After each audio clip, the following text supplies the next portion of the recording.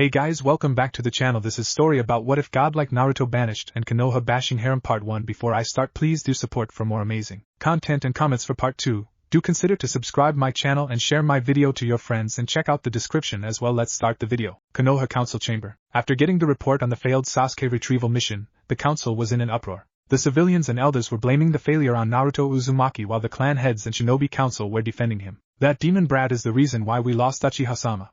I say we execute him as a warning to all of our ninja who fail important missions, a merchant civilian said while the rest agree. The clan heads, some mostly, were releasing murderous intent on these power-hungry fools. How dare you! That boy has done nothing but stay loyal to this village, and just because he failed to bring back that Uchiha you want to execute him. She yells because she respects Naruto for his loyalty to the village that has scorned him since he was born, while Shibi nods. I see no logic in executing the boy for a failed mission. I agree with Samsan on this. Yasha Harino snorted. Like we care what you freaks think. That boy is the reason why we lost the most powerful bloodline in our village. Shibi's hand twitched while some snarled at the pink-haired slut. I'd rather be freak than a money-hungry slut, and if you insult me one more time, Haruno, I'll rip out your vocal cords, she said while flexing her claws to prove her point. Shikaku decided to speak up.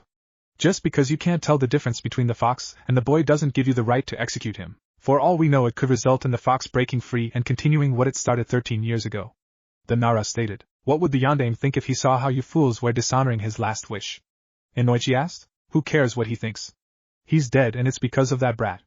Another civilian council member says. The arguing continued for 15 minutes until Tsunade slammed her fist on the table. Enough. Naruto will not be executed because he falls under my jurisdiction due to the fact that he's a ninja. You civilians have no say in the matter. The last Senju said. No, but if the majority of us order his banishment, then you can't do anything about it, Hokage-sama. Danzo said with a smirk on his face, as do the elders. Tsunade and the clan heads look at them in shock. What? She yelled. We should do a vote. Hands raised for Naruto Uzumaki's banishment? Danzo asked. He, Koharu, Hamaru, and the civilian council raised their hands. Hands raised against the banishment? Tsunade and the clan council raised their hands but frowned as they were outvoted. The others smirked as they finally got rid of the demon brat. Naruto Uzumaki is banished from Konohagakure and Hai no Kuni, and if he's not out of the village or country in less than 3 days, he'll be declared as a missing nin and killed on sight. The war hawk stated. Tsunade clenched her fists and growled, but then smiled at them, making them shiver. Fine. Naruto Uzumaki will be banished from Fire Country.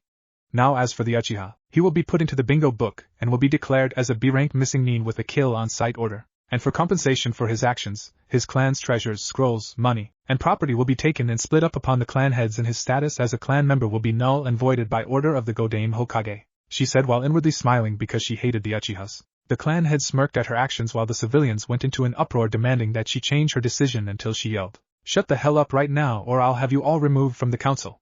She roared as they all shoot up. You fools praise that traitor as if he was Kami, yet you treat the hero of this village like he was the devil reincarnated. My decision is final and this meeting is over. I have to go tell our hero that he's been banished by the very people and village he swore to protect, she said before walking out, but then turns around to look at them. You better pray that this doesn't come to bite us back in the ass, because if it does, you have yourselves to blame. Tsunade then walks out of the council room while tears run down her face and cursing herself for not doing more for the boy. She thought of her grandson. Naruto's hospital room. The boy stared at the ceiling with a blank expression on his face. Sakura came in earlier yelling at him for not bringing back her Sasuke-kun, and said that she never wanted to see him again, and walked out. His so-called sensei didn't even bother to come check up on him, and probably blames him for not bringing Sasuke back. Didn't I tell you, kid? No matter what you do, these ninja will never accept you. You should leave this hellhole and be done with them. To hell with your dream, they would never accept you as their Kage. You know I'm right, Kyubi said as she heard the boy grunt. He hated to admit it, but she was right. They would never let him be Hokage no matter what he did. Could this day get any worse? He said to himself until he saw Tsunade walk in his room with a saddened expression on his face. What's wrong, Oba-chan? He asked. I'm sorry, Naruto, but you are banished from the village by order of the council. You have 3 days to leave the country, or you will be declared a missing nin and killed on sight. She choked out. Naruto's eyes widened, but he then hangs his head down, and tears fell from his face. So they finally found a way to get rid of me, huh? I should have known this would happen sooner or later. Oh well, at least I'm finally out of this shithole. He gets out of the bed and gives her a hug. She hugs him back while her tears fell on his blonde hair.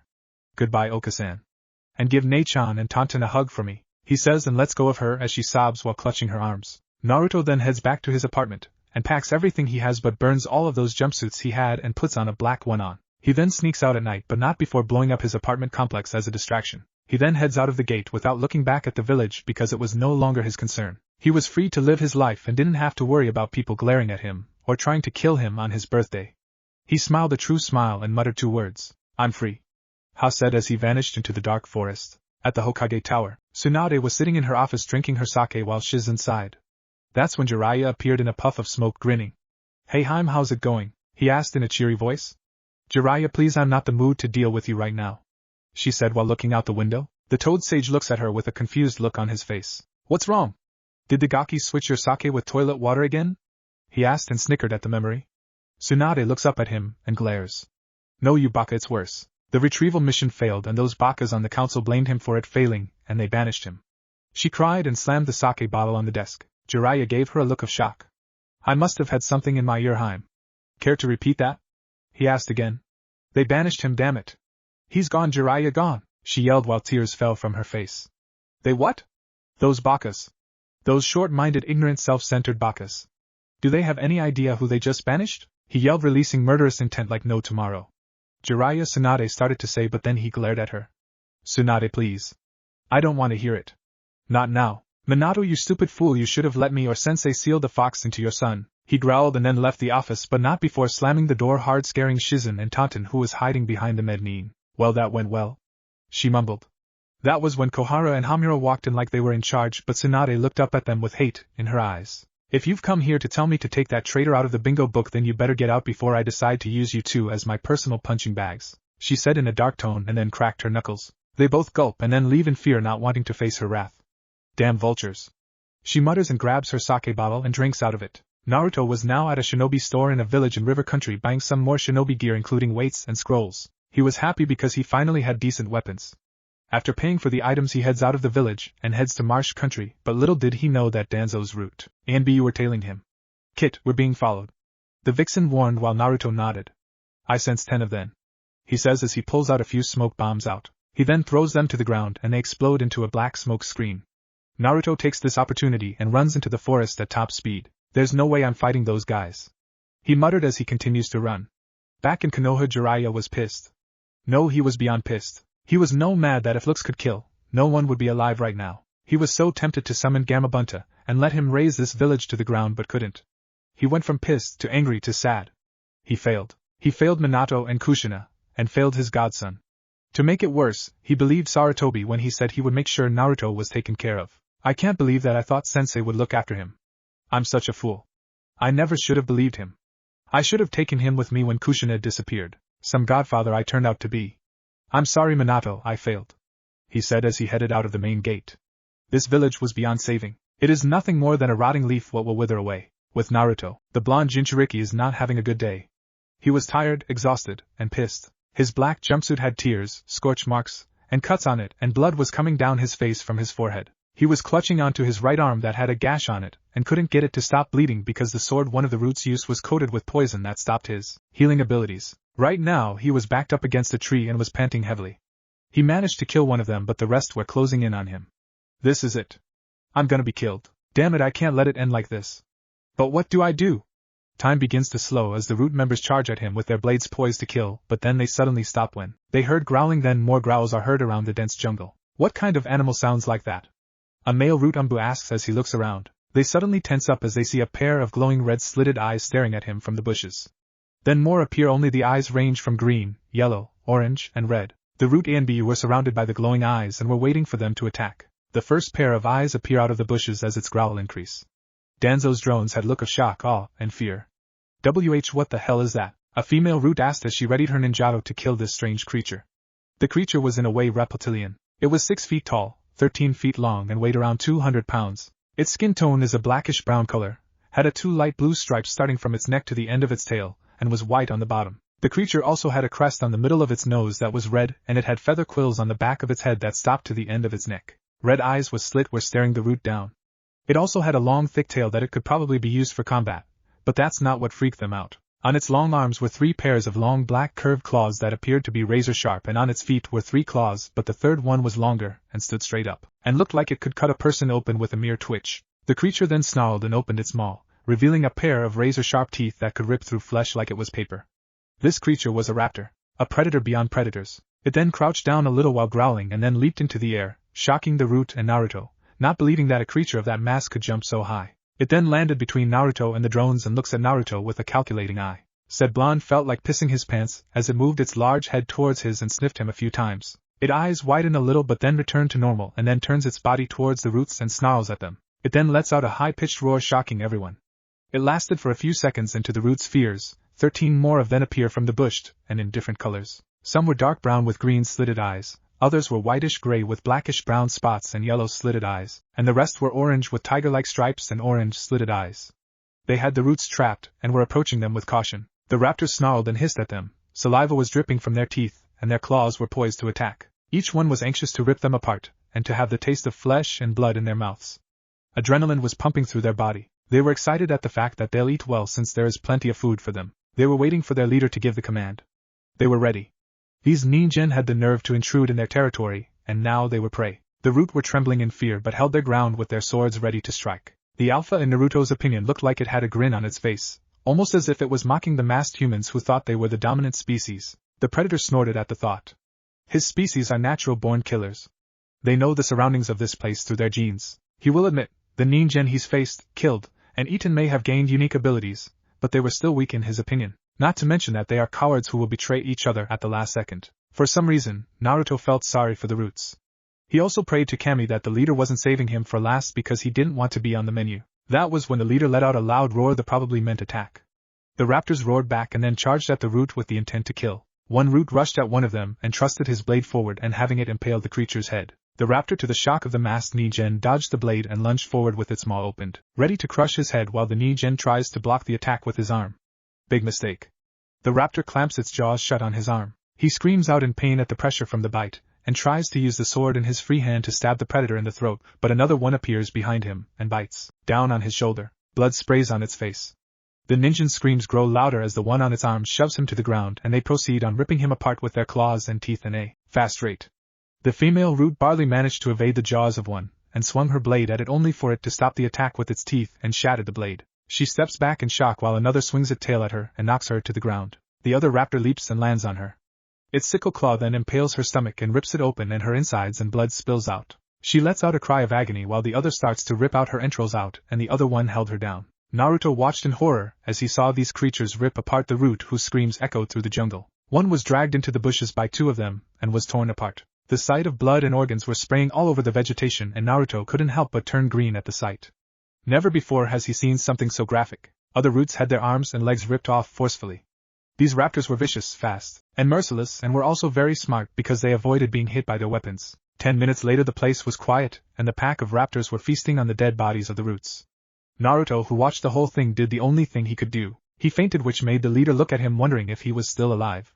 He then approaches the blonde and nudges the unconscious boy for a while. He then barks at one of the male raptors who approach him, and tilts his head over at the boy. The orange-colored predator looks at Naruto for a while and blinks. The alpha growls and chirps at the male who nods his head, walks over to Naruto. He picks the unconscious boy up by his hood with his teeth and places him on the leader's back, who runs off into the deep jungle with the boy. Kyubi, who was watching the scene through Naruto's mind, chuckled. I should have known that contract was still around. Only his family's blood were able to summon him, and his kin. Perhaps this boy will be the one to destroy that man and his clan's accursed eyes. Madara Uchiha, you and your clan are a plague to this world, and I'll make sure every single one of you end up in the stomach of the Shinigami. She growled and her eyes glowed red. Cabin in the jungles of Marsh Country. Naruto groaned as he slowly opened his deep cerulean eyes.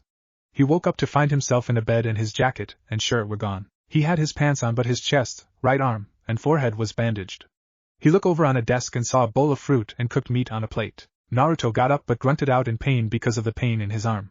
He then walked over to the plate and took a piece of meat off it and sniffed it. He then licked it with his tongue and took a small bite out of it.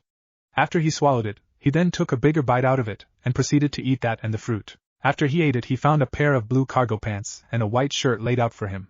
He puts that on and walks out of the room. Did you sleep well? A feminine voice asked. Naruto turned his head to see a female wearing a blue cloak with a hood covering most of her face, but she was smiling. She wore a red shirt with a black flak jacket and red cargo pants. Who are you and where is that creature I saw earlier? He asked, wishing he had a kunai on him. The hooded woman sighs and replies. Those were my summons. I usually have them patrol this area. I'm sorry if they scared you. She apologized. Naruto grinned sheepishly. Yeah, I'm just glad they didn't have me for dessert. She chuckles, but then her smile drops and tears fell from her eyes. Naruto. I'm sorry, she says while he looks at her with a confused look on his face. How do you know my name, and why are you apologizing for? For not realizing that you've been alive this whole time. I'm sorry I didn't come back for you, B, but those bastard elders told me you died when the QB attacked, and I was so distraught and hurt when I lost your father that I didn't even bother to come back for you. She then walks over to him and pulls him into a hug and cries on the top of his head. Please. Don't hate me, Naruto-chan. I swear I didn't know. I didn't know. Naruto blinks for a while and was a little uncomfortable with the stranger hugging him. Who exactly are you? He asked. She then lets go of him. Naruto, if I tell you who I am, will you promise not to explode on me?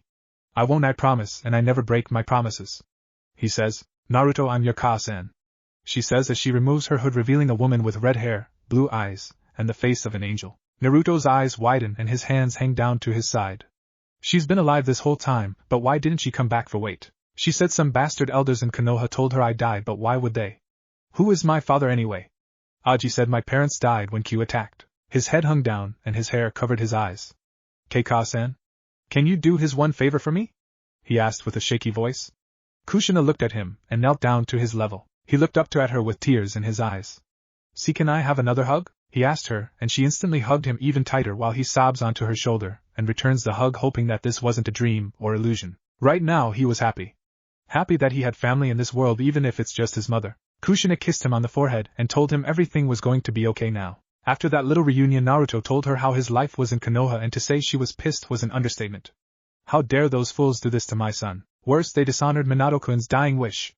I'm so glad that I took Minato's inheritance with me. They will pay. I swear Konoha will pay for this. She said. Don't worry about them, Sochi. They can't get to you anymore.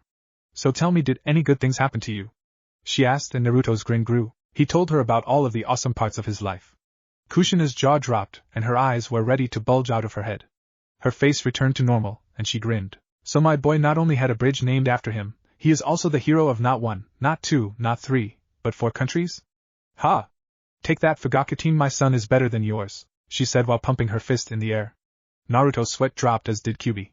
So she's who I get my energy from, he mumbled. After that, Kushina told him who his father was, and Naruto couldn't help but be happy. It hurt him that his father, the Yondaime, had to give up everything for that village, but understood his reasons. I'll make you proud, Dad. I'll become even greater than you. Even if I can't become Hokage, I'll be the strongest ninja in the world, he said while Kushina smiled. Naruto-kun, I'm taking you back to my former home, Whirlpool Country, to train you in the ways of the hunter and assassin, she said while he looked at her in shock. Let me explain. See, before my homeland was destroyed, the Uzumaki clan was a clan of hunters and assassins who were unrivaled. We usually take on missions that not even ANBU would do due to the high death risks involved. We also have a Kekkai Genhai called Shinkakai, spiritual blessing. It is a chakra-based bloodline of the Uzumaki clan. This bloodline makes it so an Uzumaki clan member has 5 times the regular amount of chakra control one has, making even ninja with Kage level status look weak in comparison. But the downside is that with the amount of chakra control means a person needs to have a near supernatural physical endurance and physical energy, or else the control won't make a difference without any power to go with the use technique. Do you understand so far, son? Kushina asks while Naruto nods in shock. She smiles back. Good. Also, you should know that you also have your father's bloodline also. It's what gave him his title, the Kuroi Senku, Yellow Flash. It's called Shinsaku, God's Speed. I don't know much about it, but from what Minato-koi told me, it's a bloodline trait of the Namikaze clan that had been given to them by the Shunshin, Flash Goddess, herself. The bloodline grants the person the ability to move at godlike speeds, and some could go just as fast or faster than the speed of light itself. Naruto's jaw was on the floor as she finished explaining his Two-san's bloodline trait, and can't help but grin like a madman. Kushina saw this and laughed. So when do we start training Ka-san? He asks while she stops laughing. Soon, son, but first let me tell you about our summoning contract, because it was also the reason why Whirlpool Country was nearly wiped out. Our contract was considered the strongest and oldest of any other, and has been around since the Rikudo Sennin, sage of the 6 paths, founded ninjutsu and created the shinobi world.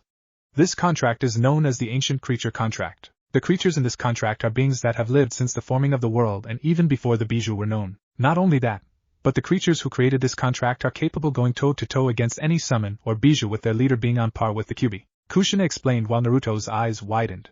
A summon whose power is on par with the Q. Unreal. Wow. So can you summon him, Ka-san? He asked while she shook her head. No, but I can't summon his mate, who is the second boss, and she is one who you do not want to piss off, Sochi, she said, shuddering at the thought. Naruto blinked a few times and realized something.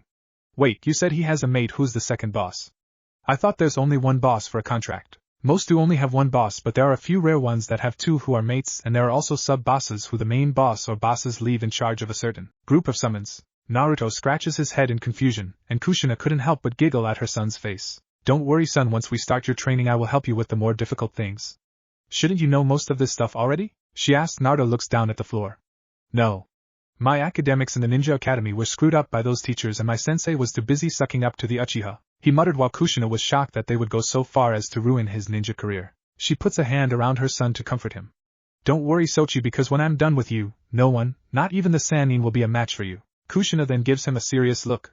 Listen Naruto, the training I'm gonna give you is not something you should take lightly. I'm gonna work you to the ground and to the point where it'll hurt for you to blink.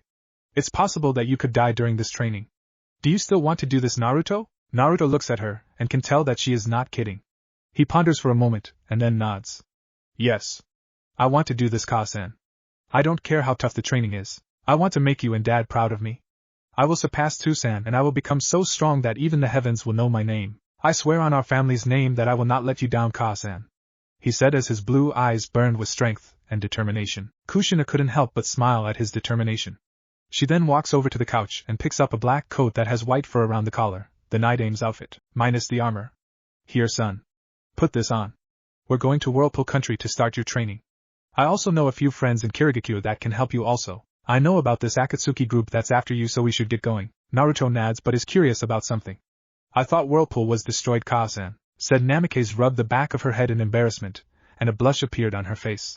The village yes, but not the environment. There are still plants and animals there, but most of them are dangerous and full of creatures that most people haven't seen. Naruto's sweat drops at his mom forgetting something important. Oh. He says and puts the coat on. Shall we get going Ka-san? Naruto asks while she nods. Yes, let's go and start your training. She said with a glint in her eye that made a shiver go down Naruto's spine. For some reason I keep seeing the image of the Shinigami hovering over my mother's head pointing at me, he thought while Kyubi was laughing her head off in the cage, feeling sorry for her container. In Konoha, when word got out in the village that Naruto was banished, the villagers partied saying that they were free of the demon brat, but most of the younger generation was confused at why they called him a demon when he hasn't done anything wrong. Sakura didn't care that he was gone, and was glad that she didn't have to look at that idiot for the rest of her life. Iruka was pissed that this happened, and when he heard Kakashi say that he didn't deserve to be a ninja due to his lack of skill and talent, he punched the man right in the face, and sent him flying into a building and threatened to cripple him if he ever said anything bad about Naruto. The same went with everyone else who insulted Naruto. Tsunade, who read Kakashi's reports on the team's progress, was pissed. He only taught Naruto and Sakura tree climbing while he taught Sasuke the Chidori, some fire jutsu, and Lee's taijutsu style. Hokage Tower. Tsunade was giving the son of the White Fawn her most cold and icy glare while he was shifting his feet around nervously. The other Jounin senseis were in the room looking at Kakashi, wondering what he did to piss of the female Sannin. I've read the reports on your squad's progress, Hataki, and I have to say this is the biggest load of crap I've ever read, she said while he looked at her nervously. What do you mean, Hokage-sama? He asked, but then jumped when she slammed the report on the desk, making Shizen and the others cringe. Cut the bullshit, Hataki. I'm talking about how you trained your students. What the hell have you been doing with them? She demanded while Kakashi gulped. He started to say, but then was cut off by the leader of Konoha. Shut up. I don't want your stupid-ass excuses. I want the truth. Now tell me why you only taught Naruto and Sakura tree walking while taking that Uchiha brat off for private training? Everyone's eyes grew wide when they heard that. What do you mean, Hokage-sama? Asuma asked while looking at Kakashi, who had a bead of sweat going down his face. Tsunade then looks at the other Jounin senseis. Tell me, guy. You have the most experienced team right now, so tell me, what have you taught them for the last year? She asked. Guy then rubs his chin for a while, then answers. I've taught them the chakra control exercises, had them work on their teamwork and offered them some extra training if they wanted it, as well as gave them advice if they needed anything. The spandex wearer answered. Tsunade nodded and looked at Kurenai. And you, Kurenai? The Genjutsu mistress thought for a moment and replied. The same as Guy, and if I couldn't help them with their questions or give them good advice, I would recommend another person to help them, she answered, and the last Senju looked at Asuma. Same here, Hokage-sama, but if I may ask, what does our form of training have to do with Kakashi?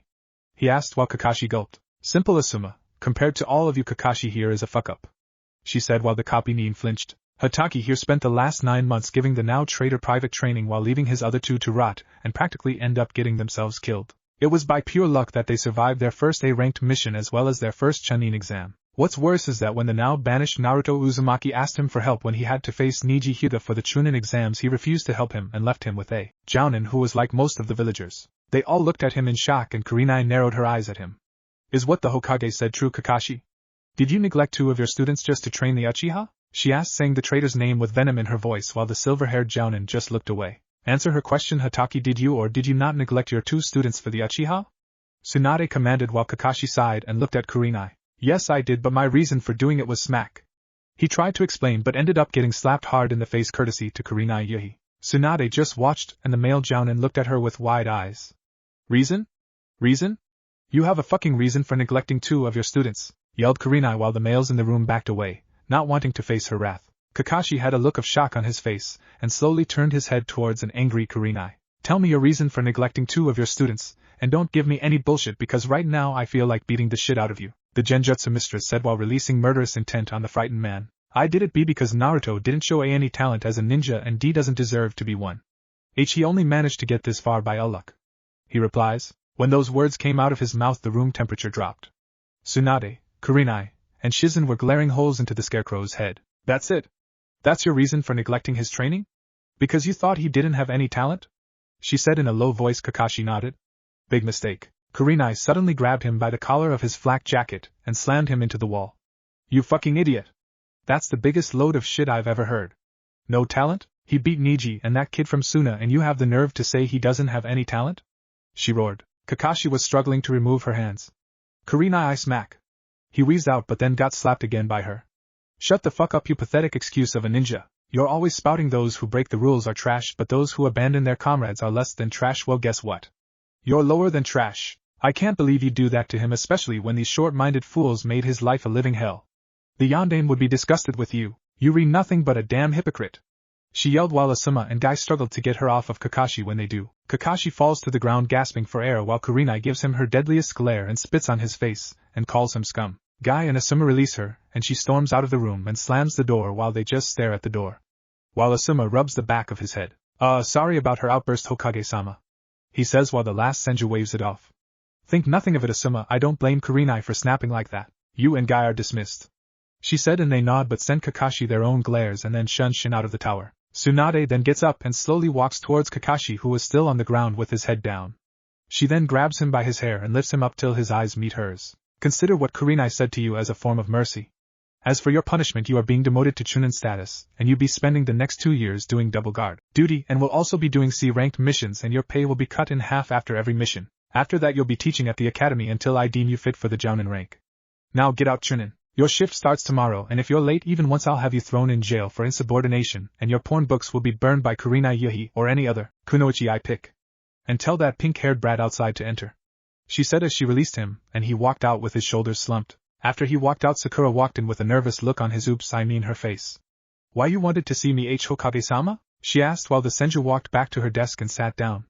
Yes, I did, and I want to let you know that your shinobi license as of right now suspended, she said while said girl jumped out of her seat with a shocked look on her face. What, why? She yelled out. Shut up and sit down, brat. Tsunade ordered, and she did while whimpering. Look at you. You're pathetic and an embarrassment to kunoichi everywhere. You young lady are going back to the academy to get re-educated, and also you'll be doing solo D-ranked mission without pay. Depending on how you progress I might reinstate your license. And you can forget about being my apprentice because you don't deserve it. Now get your sorry ass out of my building. She ordered, and the pink-haired girl left the office wondering what she did to deserve this. Tsunade sighs and looks out the window and can't help but think that Naruto's banishment will come back to bite them in the butt, and that is one bet she will no doubt win. 4 years later, Jungle Country Forest. The sky was dark and the light of the full moon was shining down on the forest of Jungle Country. The wind was blowing fast, making the plant life in the jungle sway back and forth. The cries of different animals echo through the dark and dense jungle. It is said that nighttime is the time for those who have been sleeping and conserving energy during the day, come out to hunt at night. Darkness is the predator's best element because they can't be seen when they're stalking their prey. A black leopard with glowing yellow eyes moves and leaps through the trees while stalking an old wild boar who was digging through the soil with its tusks looking for shrubs and roots to eat. The hunted has to always be on alert at night because the hunter can strike from anywhere anytime, and if they let their guard down for even a second, it's over. The wild boar's head shoots up and turns its head in different directions while it sniffs the air, and its ears also move in different directions. It can't depend on its poor eyesight, so it depends on its other senses to alert it when a threat is nearby. The hunter doesn't rush an ambush, it analyzes what it hunts. Its sense of pattern, how it walks, the way it moves, everything. When the hunter sees an opening it goes for it instantly. The leopard freezes and lowers its body slowly to blend with the darkness when the boar looks around. After the boar stops searching and continues to eat, the leopard slowly rises and continues to walking on the tree branch while eyeing the large pig. It then moves downwind to avoid having its scent being carried into the wind and in the boar's direction. It then crouches down and gets ready to pounce on the pig. Its claws are flexed and adrenaline is pumping into its body. The boar starts to get drowsy and starts to lie down. The leopard sees its chance and leaps into the air with its front claws stretched out. It lands on the startled boar and both animals wrestle on the ground. The squealing boar cries out in pain as the leopard's claws sink into its body and tears through it. The leopard avoids the tusks and when it sees the jugular it opens it maw revealing 4 long white canines and sinks its fangs into the pig's neck. Blood seeps onto its tongue making the big cat tighten its grip on the struggling pig's throat. The grip gets tighter and tighter until a bone-crunching snap is heard. The boar stops struggling and its body goes limp. The leopard waits for a few minutes and then drops the dead body and it releases a victory roar that echoes through the forest. It then drags the boar's body into the trees where it can eat it without having to deal with the other hunters. In the world of the wild it's survival of the fittest. Hunt or be hunted. Eat or be eaten. Kill or be killed. And the strong live and the weak die. This theory is used throughout the world and continues on. 2 screams suddenly echo through the jungle and 4 blurs are seen leaping through the trees of jungle country. 3 males and a female wearing IWA jounin outfits and headbands were running away as if the Shinigami was after them. They landed on the ground and looked around the forest frantically while having looks of horror and fear in their eyes. They were breathing heavily and had their kunai out. They were Kiji, Yatsuki, and Kuratsuki and they were without a doubt afraid, very afraid. "Oh Kami, did you see who got Sita and Jira? Who was that guy?" Kiji asked. "I think that was the Ryoshi Judai, hunter god," he said while Yatsuki and Kuratsuki eyes widen in horror and looked at him. "Why you're kidding. That man is a myth, a scary story kids are told." Kuratsuki started to sweat like crazy. She lost her older brother to that bounty hunter/assassin, and when his body was brought back to the village, it was in a form that would make even a war veteran shinobi lose it. His head was gone with his body was torn to ribbons and was barely noticeable. What do we do? We can't escape. He won't let us. This is the Ryoshi Judai we're talking about. It is said that he has never lost a bounty or failed an assassination mission. For those who somehow manage to escape him will be hunted down, and he will find you no matter what. He'll kill us. He'll kill us all. This is a S-class going on SS-class mercenary we're talking about. She shouted and heard a twig snap. Kuratsuki jumped and threw a kunai at the tree only for a dead bird to hit the ground. "Damn it Suki, calm down. He may be strong but he's only one man. We can take him if we work together," Yatsuki said with a smirk while his teammates look at him like he was stupid. "Baka! This isn't the time to get cocky. If we don't get out of here soon we'll die," Kiji yelled while Yatsuki scoffed at how his comrade was acting over one person. "Run away if you want a coward but I'm not," Yatsuki said with a cocky smile on his face. "If the Ryoshi Judai is so big and bad why doesn't he show himself? Hey Ryoshi Judai, come on out and fight like a man. Come out and show us how scary you are." "Well? I'm waiting you coward," he yelled out into the dense jungle but all that was heard was the wind. The IWA Nin looks at his comrades smirking arrogantly. "See? There's no Ryoshi Judai here. You guys got worked up over no WAP." Those were his last words when his body jerked backwards and was embedded into a tree branch with a black arrow lodged into his head. Kuratsuki screamed in horror when she saw her teammate's body hang on the branch with a look of shock on his face before he died. "Fuck this, I'm out of here. Suki, it was nice knowing you," Kiji said and ran off into the jungle. "No! Kiji, wait, don't leave me here," she cried out but said IWA Nin was long gone.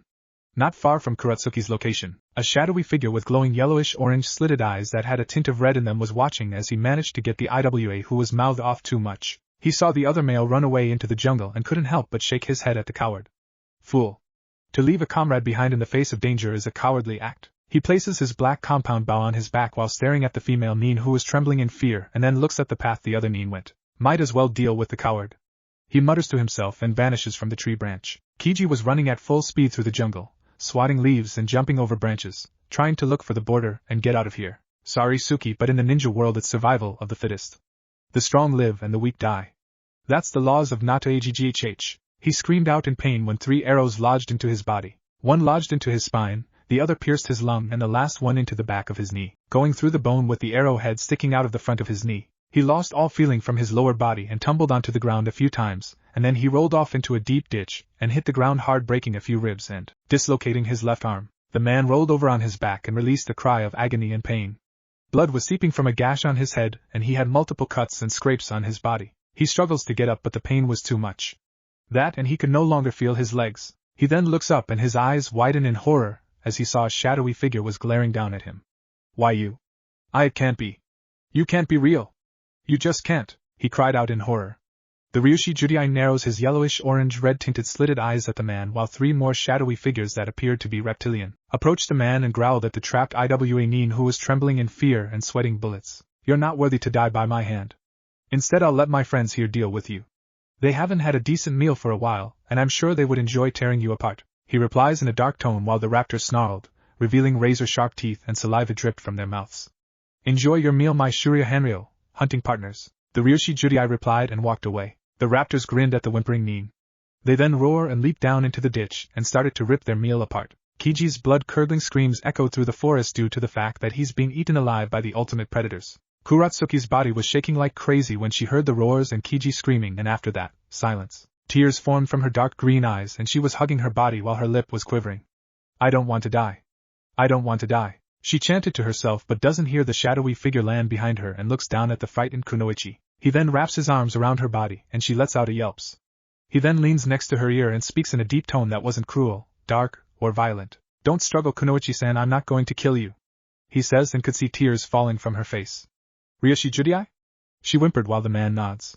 Hi, I'm him. YUK killed my brother Yoshi, she said, and couldn't help but blush a little when her body pressed against his well-toned one. I see. I killed that trash because he was the one kidnapping and raping younger girls and women. Scum like him has no place in the world, so I'm sorry for your loss. Did you want to avenge him? He asked while she shook her head. And no, I don't, I swear.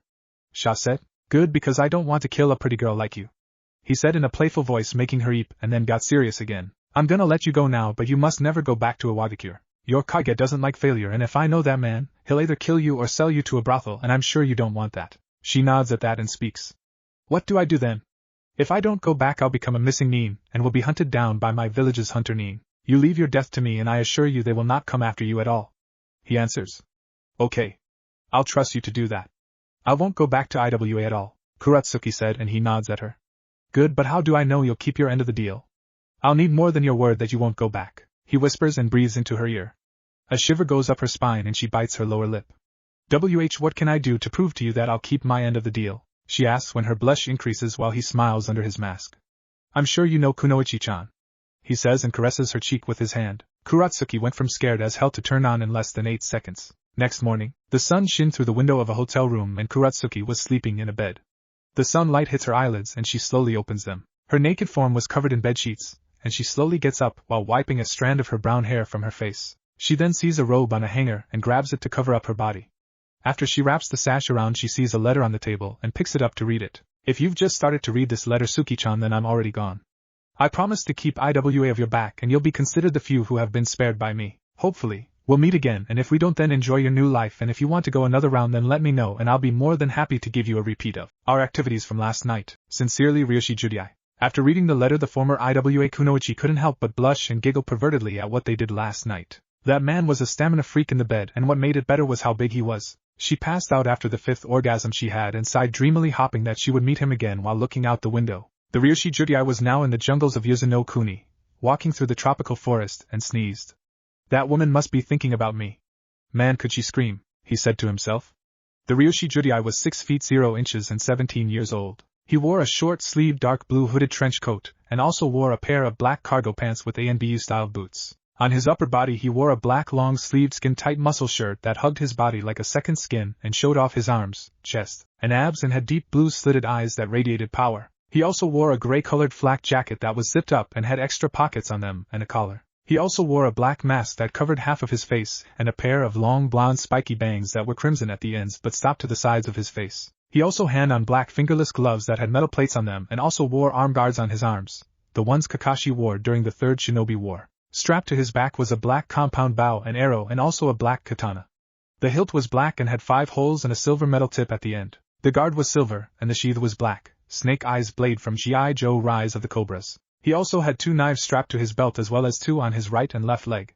He walked out of the forest. He walked out of the jungle and into a clearing where a compound that was not too big or not too small, and it had a red spiral emblem on front of the roof. The roof was dark green and the compound was like any other. In the front yard were a variety of plants, and in the middle of the front yard was a large fountain in the form of a T-Rex, and looked like it was roaring at the sky with water falling from it. When he took his 5th step, a barrage of throwing knives came at him with deadly accuracy and speed. He instantly flings his bow and arrows of his shoulders and pulls out his blade.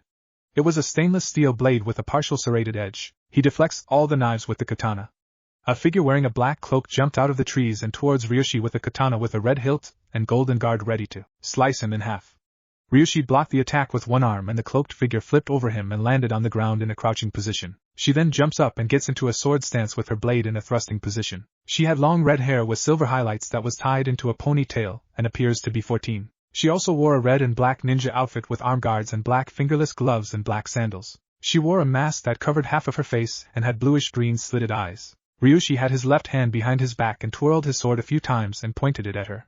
The tension in the air was thick. A leaf was slowly making its way to the grass, and when it lands they then run at each other at jounin level speeds and their blades clash as they pass each other. The redhead then turns around and positions her blade into a thrusting form and aims it at Ryushi. He moves to the left as she passes him and swings his sword at her head, but she ducks and ends up losing a few strands of hair. She then swings at his legs, but he leaps over her and lands back on his feet, and then pulls a throwing knife out his left hand and throws it at her. She deflects it with her katana, but her eyes widen when she him coming at her, launching a barrage of slashes and thrusts at her. She dodges, blocks, and parries the attack while he keeps up the onslaught. The redhead then vanished when he performs a thrust at her head, but then does a roundhouse kick to his right and hits the redhead in the stomach, getting a grunt from her and skids back a little, hold her stomach. Ryushi appears behind her, and before she could react, he grabs her wrist and twists it behind her back and places sharp part of his sword at her throat. She freezes when she sees this and drops her kunai. "I yield," she said while he released her. The redhead rubs her wrist painfully while he sheathes his sword. She then retrieves her sword and sheathes it. Clapping was heard and two figures walked out of the forest. On was female who was 5 feet 8 inches with red hair and wore a black and red ninja outfit that hugged her body. She had greenish-blue cerulean slitted eyes and had the face of an angel. She wore a black trench coat and had a blue clip in her hair. She also had a nodachi strapped to her back. The hilt was a blood-red color, and the sheath was black and red. Next to her was a man who was 6 feet 2 inches and wore an outfit similar to Ryushi's, but it was silver-gray and black. He also had shoulder-length silver hair and icy blue slitted eyes. On his back was a broadsword with a double-edged blade. The guard and hit were in the form of a miniature skeletal dragon, Dante's sword Rebellion from Devil May Cry. They were Kushina and Enishi Uzumaki, the Aka Erasure, Red Storm, and Shippa Mashin, Silver Devil. They were both S to SS rank mean with a flea on sight orders. Goodshow Sochi, son Otome, daughter. Kushina said, smiling at her kids. They both smile at their mother and nod. Ryushi removed his hood and mask, revealing wild spiky blonde hair that stopped to his shoulders and a masculine face that was derived of baby fat, and he had canines protruding from his upper lip and had a whiskerless face. He was Naruto Uzumaki Namikaze. The smaller redhead removed her mask, having the same appearance as her mother, and canines like her Aniki. Arigato Ka-san. "Tusan, how did I do?" she asked her father, who grinned at her and ruffled his daughter's hair. "You did great, Kasumi-chan. I'm impressed with how strong you've gotten, especially at your age," he said while she blushes and rubs her nose with her finger. "Yeah, Muto, you almost got me to use both of my arms that time," Naruto said, smiling at her and flicks her on the forehead. "Itai. Naruto-ni, don't do that," she cried while rubbing her forehead and glaring at her brother. Kushina and Enishi laughed at this and couldn't help but smile. When Kushina introduced him to her half-sister, they were inseparable. When he met Enishi, his Kifu stepfather, he was reluctant at first that he would treat him like the villagers did, but the man proved him wrong and treated him like a father would treat his son, and even helped in training him. Enishi's was calm, laid back, and a goof, but when he's pissed or his family's lives are in danger, he becomes cold and ruthless. "So Naruto, how did your hunting trip go?" the silver-haired man asked while Naruto snorted. "Lame, those Iwa mean were pushovers, so I didn't take their heads. But I did meet a hot kunoichi, and well, you know," he said while his grin grew, as did Enishi's, who patted the blonde Namikaze on the shoulder. "That's my son, just like your old man, wooing women and then getting them in bed. Sniff, I couldn't be any more prouder," he said as anime tears went down his face. Kushina and Kasumi's eye twitched and smacked them both upside the head. "Enishi, do you want to sleep alone tonight? And Naruto, I'll ground you from eating ramen and dango for a month," she said, making them go pale and get on their knees, then beg her not to do that, doing the puppy eyes jutsu. Kushina was a sucker for that jutsu and decided not to do that, and they both glommed her, rubbing their cheeks against her while she struggled to breath and was turning blue. Kasumi was on the ground laughing at her mother and kicking her feet in the air. After that scene was over and Kushina got her breath back, Naruto spoke up. "So Ka-san, how did the mission in T-Country go?" he asked while Kasumi snorted. "Lame. Those aim nin were weak, especially the one who had the Raijin no Ken, Sword of Thunder. His name was Aoi Rokusho, and he thought the Nidaime Hokage's weapon made him invincible and resulted in him losing his head and me getting a new trophy," she said, and pulls out a hilt and activates it. A yellow lightning blade appears and she then deactivates it and puts it away. What amazes me is how a weakling like him managed to steal it and get out of Konoha while not being hunted down for stealing something like this. If that's the strongest village in the elements, then I don't want to see the weakest, she said to herself. Naruto's eye became icy when he thought of that village. It brought up nothing but bad memories. He was always beaten on his birthday, stores and restaurants always kicked him out, except for Ichiraka and the Higarashis who were always kind to him. His so-called friends only thought of him as the dead last, and didn't take his career as a shinobi seriously. Too bad for them that he is now one of the most dangerous nin in the elemental nations with a flea on sight order. Kasumi saw the faraway look on her brother's face and frowned, as did Kushina and Enishi. When Enishi found out how terrible Naruto's life was, he wanted to raze that village to the ground. Narutoni, are you okay? She asked and places a hand on his shoulder. Naruto looks at her and smiles. Yeah, I am. I'm just happy to be out of that hellhole, and with my family, he said and wrapped an arm around his little sister. Imagine their reaction when they find out that I'm the Ryushi Judai. They'll be begging me to come back, but too bad for them I won't. If anything, I would rather join Kumo or Kiri, he said while they nodded. Anyway, I'm going to Nami no Kuni to see Tazuna and his family. You guys want to come? Naruto asked them. Kushina shakes her head, as does Enishi. Sorry Naruto, but we're bushed from the traveling, but I'm sure Kasumi would like to join you. Yeah, you two go on ahead to Nami, we'll be resting for a while, Enishi says and wraps an arm around Kushina's waist. Naruto and Kasumi twitch when they saw this. Yeah, let's go Nisa, and I want to see Inari-chan and Tsunamio Basin, she replies and drags her brother away from them too. Once they were out of sight, Enishi grins and moves the hand he had on her waist to her ass cheek and squeezes it, making Kushina jump a little. Eek. Enishi, you pervert, she yells when she turns to punch him but sees him running like crazy to the compound with her in pursuit. Get back here and take your punishment like a man, she screamed while he laughed as he ran into the house. Naruto and Kasumi were sitting on a crocodile that was the size of a great white shark, reading the latest bounties in the bingo book. Benihime, Crimson Princess. The Kyuubi was out of Naruto's body and in the form of a kit with crimson-colored fur, sleeping in Kasumi's lap and purring when she scratches her behind the ears. Hey Nisan, the stone bear of Iwa and the thunder lion of Kumo's bounties went up. Want to go after them when we finish visiting Tazuna and his family? She asks while Naruto nods. Sure. I haven't faced any strong missing nin. That, and I need some new trophies in my collection, he said like it was the most simple thing in the world while Kasumi sighs. When her brother faces a strong nin, he keeps their heads and headbands as trophies. She does the same but keeps mostly the headbands. So how many do you have now, Naruto-ni? Kasumi asks as she turns a page. Naruto thinks about it and answers. 150 from Iwa, 95 from Kumo, 87 from Suna, 60 from Konoha, 75 from Kiri Aim, and Kusa, and 50 from Taki. Why? He asks, but she slumps her shoulders. Damn, you beat me by 25. Oh, and I get the bounty on the stone bear since you got the highest one last time, she answers and shrugs his shoulders. Kasumi was without a doubt a money-hungry hunter. He liked money too, but she loves it. Just like Enishi, but he wastes his on sake and gambling. Him and Bachan would get along well since they both love sake and gambling, but Enishi is good at gambling. He thought while the crocodile takes them to Nami, Kanohigaku no Sato, in the Hokage Tower, Tsunade couldn't help but sigh as she looked out the window and at the village. For the past 4 years, Konoha has not been doing well, and that is due to the fact that they banished Naruto. After his banishment got out to the other countries, the leaders that Naruto helped were furious. Tazuna, the mayor of Wave, had cut off all trading routes that went through Fire Country and tripled the prices for imported and exported goods that went to Konoha and any other place in Fire Country, and traded the majority of their goods with Kumo, Kiri, and Suna, and also sent all the missions they originally give Konoha to said villages. The council tried to send ambassadors to Wave and tried to make a new treaty with them, but they were kicked out the second they set foot on the land by either the samurai who patrol the borders or by the hired nin. The council even went so far as to threaten and take Wave Country by force. When Kumo and Kiri heard this, they threatened Konoha with war if they interfered with their business again. The leader of T Country also cut off the trading ports and businesses with Konoha and did them with Suna and Kumo. When Gaara, Tsunagekyu's new Kazekage, heard the news, he was mad beyond belief and he created a sandstorm that stretched all the way to Fire Country's borders. He then went to the Wind Daimyo's palace and asked for him to cancel the new treaty they were planning, as well as cut off the alliance except the one where they assist each other in war.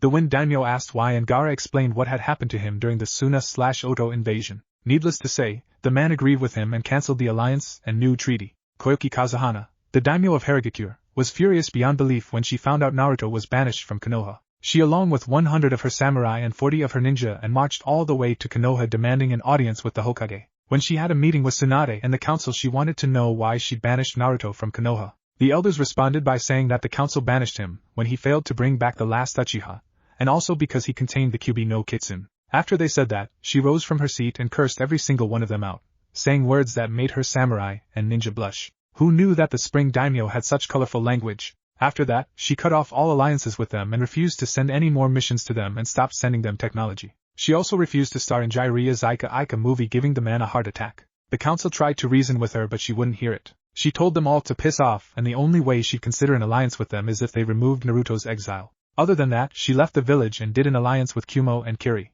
It only got worse a few months later when the fire daimyo came demanding why he got complaints from the country leaders about the banishment of a Naruto Uzumaki, and why they cut off or tripled the cost of their resources that went to their country. Once Tsunade explained the reason, the man wasn't happy and cut Konoha's military and economic budget by 40% and stated that he would send all high-ranking missions he got for them to Suna, and the council asked why. He said it was because, unlike Konoha, who dishonored the dying words of a former Kage and blamed an innocent child for the deaths of many, Suna accepted their Jinchuriki and made him their new Kage, and the new Kazekage said that it was thanks to Naruto that he changed his view on life. After that, he left while the council begged him to change his mind, but he just ignored them. Tsunade sighed in frustration and rubbed her temples to get rid of the headache she had coming. It was the villagers' fault that they were in this condition. If only they'd honored the Yandame's dying wish, then they wouldn't be suffering. She had her ANB look for the blonde, but the search failed. It was like he disappeared from the elemental nations. She prayed that he wasn't captured by the Akatsuki. Jiraiya's spy network couldn't even find him. Hopefully he's somewhere happy and living his life. That's when an ANB with a cat mask appeared, kneeling in front of her superior. Hokage-sama, the council is in the meeting room waiting for you to come, she replies while Tsunade nods and gets up from her seat, heading for the meeting room. Council chambers. The clan heads and elders council were in the meeting room waiting for Tsunade to appear. The door opens, revealing the Godame Hokage, who went to her chair and sat down. Hokage-sama, glad you could make it. We need to talk about a certain ninja that has gotten a lot of attention lately, Danzo said while opening his only eye. Tsunade sighs and rubs her temple. What ninja, may I ask, Danzo? I have a busy schedule, so make this quick, she said in an irritated voice while the Warhawk nodded. He goes by the name Ryoshi Judai, Hunter God, he said, getting shocked looks from everyone, even from Sim. What are you talking about, Danzo? The Ryoshi Judai is a myth, a fairy tale grown-ups make up to scare little kids, said Inoichi, who also heard the name but thought he was just a legend. I agree with Inoichi on this one. If the Ryoshi Judai was real, then we would at least have a picture or something, Choza said while Hayashi nodded. I must agree also. There's no way for some of his reputation can be real if we don't have any proof that he is. I didn't come to this meeting to hear some child's fairy tale. The Ryoshi Judai is said to a freelance bounty hunter who is said to have never lost a bounty or fail in an assassination mission. Not to mention he takes on missions that make our ANBU look like amateurs, and his tracking abilities make the Inuzuka clan look like a joke, the Hyuga head says while Tsum glares at him. I too must agree with Hayashi-san's logic. The way people talk about this bounty hunter seems too far-fetched. It doesn't change the fact that IWA has listed this man as an S going on SS ranked mean with a flea on sight order. I'm sorry to say that this man is nothing more than a ghost, Shibi said. Shikaku was thinking about this man that has IWA and the criminal underworld scared and muttered, troublesome. I believe that the Ryoshi Judai is real, Hayashi-san, Shibi-san, the Nara clan head said while Inoichi looks at his teammate in shock, as do the other clan heads. Troublesome, let me explain. The Ryoshi Judai was said to have appeared about 3 years ago, killing a group of missing IWA nin and pirates who raided a porting village in river country, but after that, he disappears. A couple of months after that, a lot of missing nin's bodies appear at the borders of each country with their heads missing and their bodies torn to ribbons. Also, it's possible that the man doesn't leave anything behind to prove that he exists. No tracks, clothing, damaged weapons, nothing. It's like he vanishes once he gets a job done and makes sure no one can find him. Kinda like a ghost. Another reason he does this is because he knows that every single village or organization will want him on their side and doesn't want to deal with that, since he doesn't want to be tied to a village. It would not only ruin his line of work, but it'll be easier for his enemies to find and kill him. He'd probably beat me in a game of shogi, he explained while everyone took in his explanation. What Shikaku speaks is true. The Ryoshi Judai is indeed real, said a voice from the window. Tsunade turned her head to see her former teammate leaning against the wall. Jiraiya? How long have you been here? Tsunade asks. For a while. If I were Yuhaim, I wouldn't try to see an ANBU after him. IWA tried that once and ended up losing 35% of their ANBU and Hunter nin. They were all brought back to Iwa's borders with their heads missing and their bodies torn to shreds, the Toad Sage said with a grim look on his face. Why, you're kidding.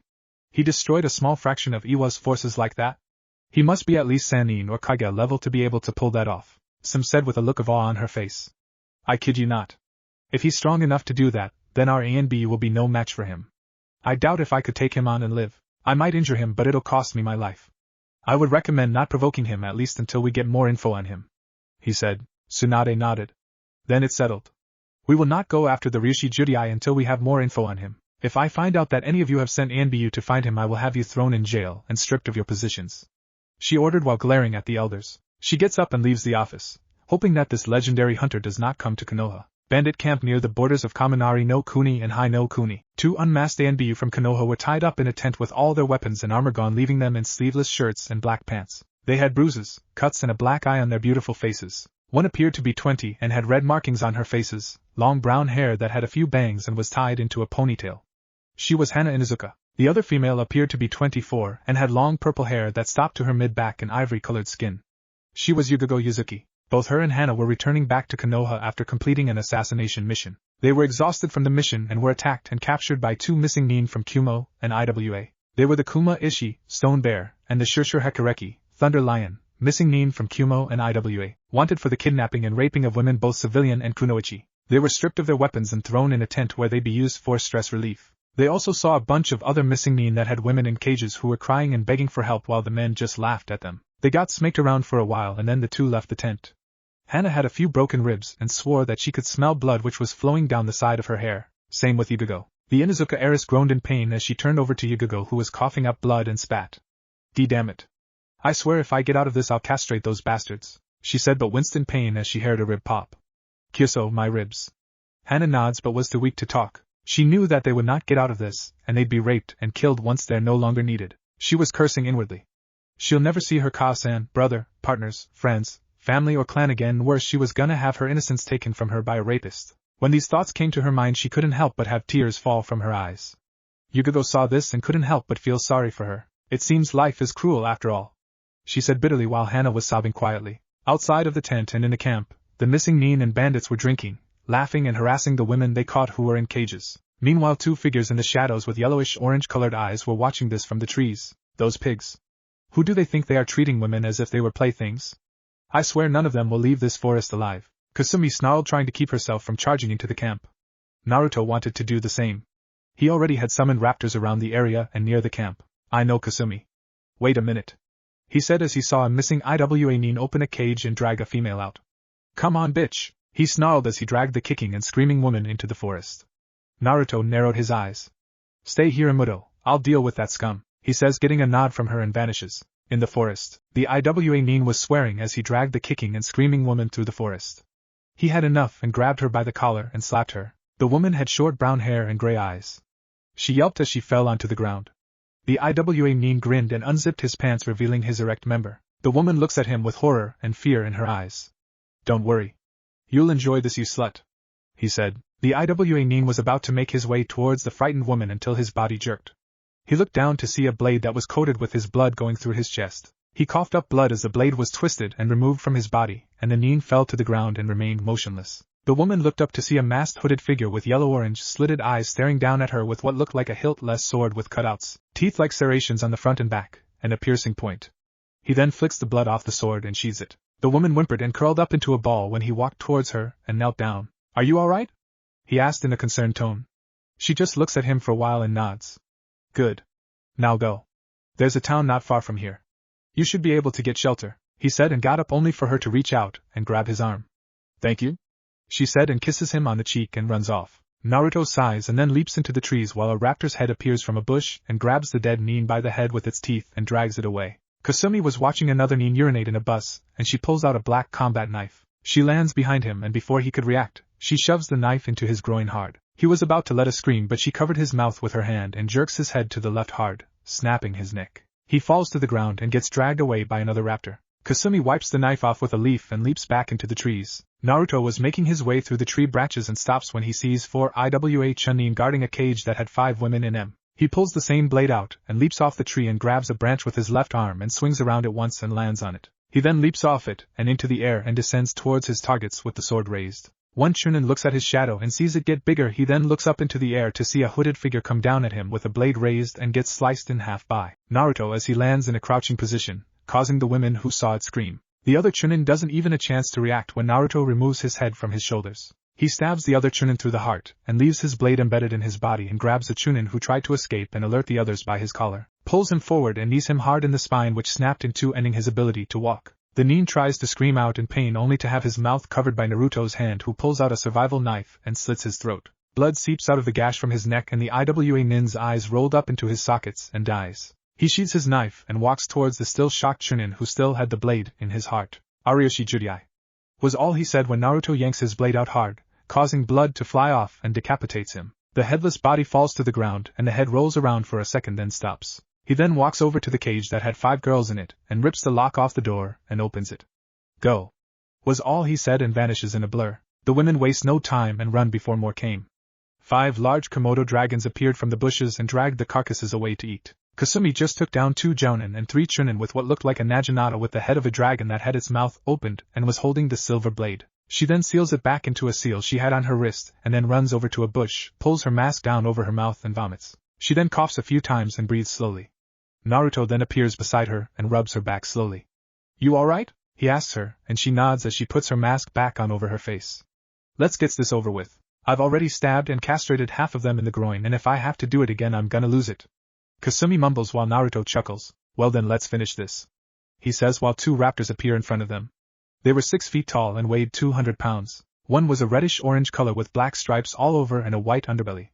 Its eyes were orangish-red and had slitted pupils. Razor-sharp teeth were in its mouth and also had pitch-black claws on its arms and feet, and white spiky quills started from its head to the back of its neck. The other one was white with greenish-black stripes and green slitted eyes. Inform the others to get ready to attack the camping site when I do that jutsu but don't harm the females, Naruto ordered. The 2 raptors growl lowly and nod then vanish into the forest. Let's get started, he said and performs 2 hand seals. Kirigakyu no Jutsu, hidden mist technique, he muttered in a low voice. Meanwhile the Kuma Ishi, Stone Bear, and the Shusher Hekareki, Thunder Lion, Goro and Majima walked into the tent where Hana and Yugogo were in and grinned with lust in their eyes. Goro was bald and wore a brown flak jacket with no shirt and brown pants. He had 3 scars going down the right side of his face. Majima had wild spiky short hair and wore an outfit similar Goro's, only he wore a gray flak jacket and pants and a black shirt. You 2 put up one hell of a fight when we brought you in, Goro said as he leered at Hana who was shivering as he kneeled down next to her and traced his hand from her neck to her chest and stopped there and squeezed it. Hana whimpered when he did that while he chuckled. Yugugo, whose face was cupped by Majima, glared at the man with all the hate she could muster. You shouldn't glare, cutie. That look makes you appear ugly. Come on, let's see a smile on that pretty face, he said, only for her to spit saliva and blood on his face. He wipes it off his face and a look of rage appears on his face. He smacks Yugugo hard, making her fall to the ground face first. He then kicks her in the ribs, making her hiss out in pain. You bitch, I tried being nice but now you're gonna get put in your place and that is as a sex slave, you fucking whore. He snarls and turns her on her back. Goro was laughing at this and grabbed Hana by her hair, getting a hiss of pain out of her, and pulls her to his eye level with an evil smile on his face. I'm gonna enjoy fucking you, Inuzuka. I got these scars from your bitch of a mother, and I've hated your clan ever since. I think I'll have you suck me off first, he says and forces her on her knees while he unzips his pants and pulls out his erect member. Hana's eyes widen in fear. If you bite me you're dead, he growled and started to bring her head closer to his member while she struggles to move her head away from him while tears fell from her eyes. Majima forced Yugugo legs open and he was smiling like a man. I hope you're a screamer, when she said and started to undo her pants. Meanwhile a mist surrounds the camp, shocking everyone. What the hell? Where did this mist come from? Iwa Chunin asked while everyone got up and looked around. A deep dark chuckle surrounded the area and so did a bunch of growls and snarls. You fools dare to enter my forest and defile women for your sick pleasures? Unforgivable. I, the Ryoshi Judai, will make you pay for your transgressions, he said while releasing killer intent, causing them to freeze up and sweat like crazy. Oh Kami. The Ryoshi Judai? We're dead, we're all dead. An Iwa Nin whimpered. That's when a bunch of red, green, yellow, and orange slitted eyes appeared throughout the mist. Now my Ryoshis, hunters, kill them. Let their flesh satisfy your hunger, he roared, making them all go pale as the eyes roared at his command and attacked while their screams echoed through the campsite while the females hugged each other and covered their eyes while the sounds of screaming and flesh being ripped apart was heard. In the tent Goro and Majima were about to claim their prize when the sounds of roaring and screaming was heard. What the hell is that? Goro said as he turned his head to the entrance of the tent. Hana decided to use this distraction to her advantage. She bared her fang and used what little strength she had to force herself to her feet and sank her fangs into the surprised man's collarbone and getting the taste of blood in her mouth. Goro cried out in pain and ended up stumbling backwards out of the tent, and they both fell outside. Goro? Majima asked. Yugugo saw this distraction, and without warning she pushed herself forward and head-butted the man hard in the face. The sound of cartilage breaking entered her ears and Majima screamed out in pain while clutching his face. Yugugo sprung to her feet, charged at the man and shoulder-tackled him out of the tent. The Kumo Nin went flying out of the tent still holding his nose, and Yugugo hit the ground hard and cried out in pain as 3 of her ribs snapped and her right shoulder dislocate. She got up still, ignoring the pain she was in right now. She was going to kill this bastard if it was the last thing she did. Majima got up slowly. Yugogo then leaped into the air behind Majima and wrapped her legs around his head. The weight from her body brought them both down, and she tightened her grip on his neck while he struggled to pry her legs off his neck. "I'm going to snap your neck, you son of a bitch!" she cried while his legs flopped around wildly like a fish. Hana was on top of Goro with her canines inserted deeply into his collarbone. Blood squirted out as she twisted and dug her teeth into his flesh. Her eyes were slitted like her mother's and her appearance was more feral. If she died, she'll die fighting even if she could only use her teeth to fight. "Hey, get the fuck off me, you bitch!" Goro cried out as they rolled around the ground, but she still kept her grip firm. "I said get off, you fucking bitch!" He yelled and started to punch her on the top of her head continuously. Hana grunted but still kept her grip on him. After a couple of hits her head started to bleed more, and her grip started to get weaker and her vision weaker. "You damn bitch, get off now!" he yelled and kicked her hard in the ribs. Her eyes widened from the pain, and she let out an ear-splitting scream while flying into the air and hitting the ground hard. Yugogo heard this and had a look of worry on her face. Majima took this chance and grabbed one of her ankles and sent electric currents through her body. Yugogo let out a scream of agony as volts of electricity coursed through her body, frying her from the inside out. She releases her grip, rolls away, and curls up in pain as smoke rose from her body. Goro got up slowly and created an earth spear out of his right arm and walked towards Hana with a look of insanity in his eyes. "Fuck being my bitch. You're better off dead," he says and brings it up to the air while Hana was coughing up blood and trying to breathe at the same time. "Die," he roared and brought the spear down, intending on running her through the head, but a silver blade went through his heart, making his body pause. Then it fell backwards, hitting the ground with a thud. A redhead with a mask covering half of her face appeared and walked towards the body of the stone bear, and removed her naginata from the body and severed his head. She then sealed it and the body into a scroll. "Well, that was fun," she said sarcastically, but then saw a female with markings on her face coughing up blood and having trouble breathing. Kasumi's eyes widened and she ran towards her and knelt down. She also removed the rope she was tied in. Majima now had her hoisted in the air by her throat and was cutting off her air supply. He then slammed her onto the ground and then slammed his foot down onto her chest, causing her to yell out in pain. He grinned like a madman as he added more pressure to her chest, making tears fall out of her eyes from the pain she was in. "So you finally broke, huh? Good." He raised his foot off of her and pulled a sledgehammer from the seal in his arm and raised it high. "Enjoy your new life in hell," he roared until he heard the sound of electricity and the sounds of an eagle crying. "Washi isasi, eagles cry." A voice cried out as he plunged his yellow lightning-covered hand through the man's back and out of his chest cavity. Blood fell from Majima's mouth as the hand tore out of the man's body, and the sickening sound of flesh and bone being ripped was heard. Yugogo looked up at her savior and saw him with a hood and mask covering half of his mouth, and saw a few strands of blonde hair. He pulls out a strange black sword and severs the head of the missing nin, and seals it and the body away. He then stares down at her with his yellow-orange slitted eyes. He then sheathes the sword and walks towards her. She tries to sit up but falls back down in pain. Naruto kneels down, cuts her free from the rope, and looks at her. "Your right shoulder is dislocated. I'm gonna put it back in place," he said. Yugogo nodded and watches as he places his right hand on her shoulder and his left hand on her arm. He then places a firm grip on her shoulder and pushes it in fast and hard. "Ah! God damn it, that shit hurts!" Yugogo yelled. Naruto then placed one arm under her leg and the other one on her back and carefully lifted her up, holding her bridal style. What are you doing?" she asked with a tint of pink on her cheeks due to the fact that she could feel the muscle from his arms. "Helping you up. You have 3 cracked ribs, and if you try to walk they'll puncture your lung," he answered, getting an O from her while walking towards Kasumi, whose hands were glowing white, trying to heal Hana, who was breathing slowly. "Will she be alright?" Yugogo asked while Kasumi nods without looking at her. "Hi, she will soon, but her lungs have been punctured by some broken ribs. She also has a small crack on the left side of her skull and a broken collarbone. We have to take her back to our place to treat her thoroughly," Kasumi answered. Naruto performed one-handed seals and finished them at the ram seal. The raptors had just finished with their meals and were now leaving the bloody camp. Kasumi stopped healing Hana and went to free the women. After that, she helped Hana up, who winced in pain. "Kasumi, hold on and don't let go," he said, as a yellow aura surrounded them and they vanished. Meanwhile, an ANBU with a hawk mask saw this and shined away. Informed the Hokage. Underground Uzumaki compound recovery room. Yugogo slowly opened her eyes and found herself in a bed with a cover on top of her. She had some patches and bandages on her face and her forehead was wrapped as well. She lifted the covers and found herself wearing a purple robe. She then sits up carefully and sees that her arms, legs, and torso were bandaged also. The room was pure white and there were different kinds of paintings in the room. Yugogo then looks around to see Hana, who had bandages on her as well and was sleeping softly.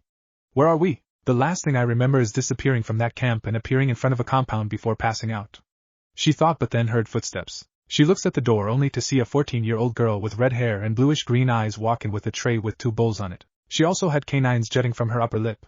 She was also wearing a sleeveless tank top shirt that hugged her body and showed off her figure, which seemed to be more developed than other 14-year-old girls. She also wore crimson red pants and black ninja sandals. She blinks at Yugogo a few times then smiles. So you're finally awake? That's good, she said with a kind voice. The ANBU captain nodded but looked at her in shock. So you were the girl who works with the Ryoshi Judai, huh? Kasumi nods and walks forward and sets the tray down. Yes, that was me, she answered, causing Yugogo's eyes to bulge. But you're so young, she stammered while Kasumi sat in a chair. So? My brother is stronger, and he's only 3 years older than me, she stated while Yugogo's mouth hung open. The Ryoshi Judai is your brother? And he's only 3 years older than you? Yugogo asked. Kasumi nods but laughs at the expression on her face. Yeah, he is. I don't see how you find it so hard to believe. I mean, your village did have an ANBU captain who was 13 when he joined, Kasumi says, and Yugogo couldn't help but agree, but then a serious expression appeared on her face. Why did you save us? She asked with a tone that sounded like a demand but froze when Kasumi gave her an icy glare. It was either save you or let those bastards rape you and those women they caught. The Ryoshi Judai may be feared throughout the elemental nations, but he's not heartless. There are only a few things he hates, and they are traitors, criminals, perverts and rapists, she said, straining the word. He'd kill anyone who would think of raping another person, especially females. After all, he did stop that slave trade that the Yakuza had in Ocean Country, and also killed the main bosses who started it, so if I were you, I wouldn't jump to conclusions. No wonder he hates Konoha, she said while Yugogo looks down in shame, but then her eyes widened. Wait, why does he hate Konoha? What did we ever do to him? She asked. You misunderstood me, Anbyu-san. It's not Konoha he hates, but the people who run the village. He stated that the ones who run the village are arrogant, short-minded, corrupt, and power-hungry fools who'd stab each other in the back because they trust no one, Kasumi replied, which caused Yugogo to protest. That's not true. Not everyone in Konoha is like that. The Hokage is an honorable and respected person. She'd never stoop to being corrupt.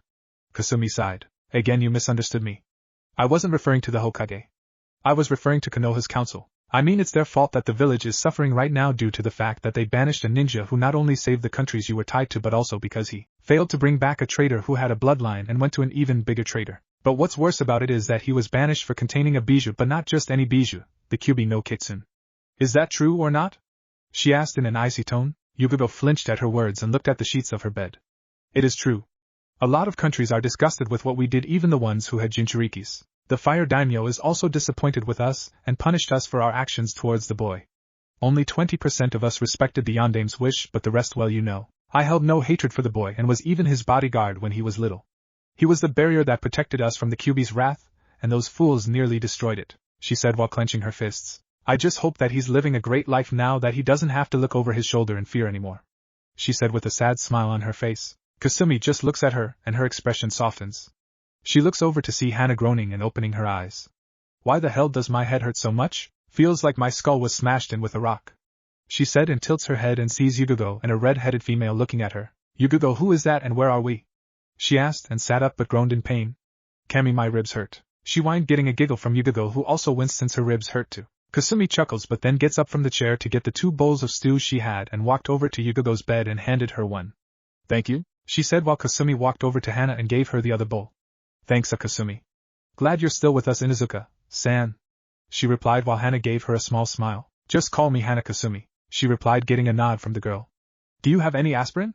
My head is killing me, Hana asked while the redhead pulls a bottle out of her pocket and hands it to her. Thank you, she says, popping the bottle off with her thumb and puts toe in her mouth, then swallows them. She grabs the spoon that was in the stew and scoops it up. She puts the spoon into her mouth and slurps the stew off and swallows it. Her eyes widen from the taste. Oh, Kami, this is great, she said, and eats more of it. Yugogo does the same and her eyes widen as well. Oh wow, my taste buds are dancing. Did you make this? She asked while Kasumi shakes her head. No, my brother did, she answered, getting shocked looks from them. Your brother cooks? Hana asked, shocked that a male could actually cook. Yep. He can practically cook anything from scratch. He can also clean, sew, garden, and can also make his own clothes. He's much better than Mom because he doesn't leave holes in my pants, she said with a small blush on her face while Hana and Yugogo's eyes were the size of dinner plates. Hana returned to normal and asked, Is he close to my age and is he single? She asked with stars in her eyes. Hana, Yugogo yelled out, but also couldn't help but wonder the same thing. You know, for 2 women who had just recovered, you sure do have loud voices, said a blonde male who walked in the recovery room. He was 6 feet 0 inches and wore a black sleeveless muscle shirt that hugged his body like a second skin, showing off his chest and abs as well as his arms that were muscular but not overly muscled. He also had tattoos that looked like black claw marks on his right arm. His mask was gone, showing off his masculine face. He also had canines jutting from his upper lip and had deep blue slitted eyes, and his hairdo was similar to the Yandame's, but he had red highlights in his bangs. He also wore black ANBU cargo pants with 2 belts around his waist and ANBU-styled sandals that stopped near his knees. Yugogo and Hana couldn't help but blush at the blonde male's appearance. Wrapped around his neck was what looked like a blackish-brown scarf, but it was actually a ferret. Kasumi looked at her brother and sighs. A red blur zips past Naruto and leaps onto Kasumi's shoulders and licks her cheek, getting a giggle from the girl. It was Benihime. "Beni-chan, did you miss me?" Kasumi asked the 2-tailed kid, who yipped and nuzzled her cheek while she scratched her behind the ear. Naruto groans while the ferret unwraps herself from his neck and leaps off his shoulder and lands on Yugogo's lap. Yugogo stopped ogling Naruto and looked down at the ferret that stared at her with her silver-gray eyes and squeaked while tilting her head to the side. The female swordsman had to suppress a kawaii when it looked at her. The ferret then crawled up her arm and onto her shoulder, and then licked her face. "Ah, she likes you, Yugogo," Hana said, but was inwardly fuming because she wanted the ferret to lick her face also. Yugogo let out a giggle and rubbed her finger under the ferret's neck gently. Naruto raised an eyebrow at this. "Wow, I've never seen Hanwon act like that with a stranger before," he said while Hanwon snuggled into Yugogo's arm and purred when she stroked her back. Hana was pouting at this and wanted to hold the cute ferret. Kasumi saw this and giggled. Benihime leaped off of her shoulder and ran to Hana's bed and laid in her lap, shocking the girl. She then stroked the fox's ears and she purrs. "Why does this fox have 2 tails?" Hana asked, and Naruto answers. "She was born with them. Her mother had 3 tails though. She won't gain it until she turns 2. Benihime looks at him and glares. "Don't give me that look, fox. You know I'm right," he says while she yips at him and lays her head back down. "Cranky fox. Anyway, I'm afraid you two will have to stay here for a while. Your injuries were very serious when we rescued you, especially yours, Hana. 3 of your ribs snapped and punctured your lungs, which caused some serious internal bleeding. You also had a crack in your skull and a nasty gash was on the back of your head. Kasumi managed to stop the internal bleeding, but we had to pull the broken ribs that were in your lung carefully, and then had to regenerate the cells in it. Your ribs will take 2 weeks to heal and your skull will take a couple of days, but you'll suffer from minor headaches for a while, so try not to think too much," he said in a joking manner, only to get smacked upside the head by another redhead that walked in wearing a black mesh shirt and red pants. "Don't be a smart-ass, Sochi," she said while Naruto rubbed his head. Yugogo's eyes widened when she saw the woman who she thought died. "KK Kushina-sensei?" she asked while Kushina looked at her then smiled. She walked over to Yugogo, who had tears form in her eyes until the Uzumaki was a few inches away from her. "Hey Yu-chan, it's been a while," she said. Yugogo pulled her master into a hug and sobbed into her shoulder. Kushina returned it and rubbed her back with her hand. Hana's eyes widened. She was looking at Kushina Uzumaki, the Aka Erasure and strongest kunoichi who was on par with Tsunade. Yugogo and Kushina released each other. "Sensei, I thought you died when the Kyuubi attacked," she said while wiping her eyes with her sleeve while Kushina shook her head. "No, I didn't. I left because Sarutobi told me that my son died," she said, saying Sarutobi with venom in her voice. Hana blinked in confusion. "Wait, you had a son? Who was he and who was the father?" she asked, and that's when Naruto walked up. "Me. Can you guess who my father was?" Naruto asked while Yugogo and Hana looked at him, and their eyes became big. "And no way. You're the son of the Yandane? Oh Kami. Konoha banished his son." "What have we done?" Hana said with a look of dread on her face. Naruto just chuckles. "Imagine the village's surprise when they find out that I'm not only the Yandame's son but the Ryoshi Judai," he said while their jaws dropped to the ground. "You're the Ryoshi Judai?" Yugogo yelled while Naruto nodded. "Yep. So who is she, sensei?" Yugogo asked, pointing to the 14-year-old. "My daughter Kasumi. I had her I got remarried to another man. He's not here right now. He went to Kiri to deal with some pirates that were raiding the docks." Kushina answered. "Now that we know who you really are, what's going to happen to us?" Hana asked, hoping that Naruto won't kill them. "Nothing. Once you're healed up, you're free to go. It doesn't matter to us. Konoha's no threat to me or my family, and we can deal with any ninja that comes from there," he answered and walked over to Kasumi and placed his hand on her head. "Kasumi here is on par with the Taki team and can take on 2 A and B units without breaking a sweat," he replied while she smiled. "Sorry, but I won't tell you how strong I am." That was when a raptor appeared in front of Naruto, growling and chirping. Said Blonde's eyes widen and they narrow. "How many?" he asked while the raptor chirped. "Damn, Ka-san, I'll be back. We appear to have some guests in our jungle," he said and walks out of the room while the raptor disappears in a puff of smoke. "Naruto, who is it?" Kushina asks. Naruto turns around with a dark look on his face. "Konoha nin," he answers while his eyes went from deep blue to yellow-orange. Kushina's eyes widen and her eyes narrow. "Take Kasumi with you and deal with them. Try not to kill them though. Break them in half if you must," she said while Naruto nodded. "Let's go, Kasumi. We have trash to throw out." Naruto called out, and Hizumitsu ran out of the room saying hi, and runs past him to get her gear. Naruto then walks into the dark tunnel as well while his eyes glowed in the dark. Meanwhile, several Konoha nin were running through the dark dense jungle. They were Asuma, Guy, Anko, Kurenai, Kakashi, Niji, Kiba and Akamaru. Their mission was to search for Yugigo and Hana, who were reported to have been abducted by the Ryoshi Judai and his partner by an Anbu. Tsunade had no choice but to send them to try to retrieve them or listen to the council bitching about it. Kakashi, however, was still a chunin despite the elders' protests, but the Senju wouldn't hear it, stating that he abused his position and needs to be humbled. His colleagues heard about the thrashing he got from Kurenai after what he said and didn't feel sorry for the man. They just ignored him and didn't invite him for drinks or any other things they did on their downtime. Anko also gave the Cyclops a thrashing he'd never forget. They continued to run until Asuma stopped, as did the others. They heard growling. What that hell was that? Anko asked. Don't know, but I've never heard something growl like that. Kiba sniffed the air and got stiff. Whoever growled like that is reptilian. The Inuzuka replied. Niji activated his Byakugan to try and find the source. That odd. My Byakugan isn't picking up any heat signatures. They must be capable of lowering their body temperatures, he said as he increased his vision, but still got nothing. Great. So we do not know if they're a threat or not? Kakashi asked while Guy pulls out 2 black tonfas.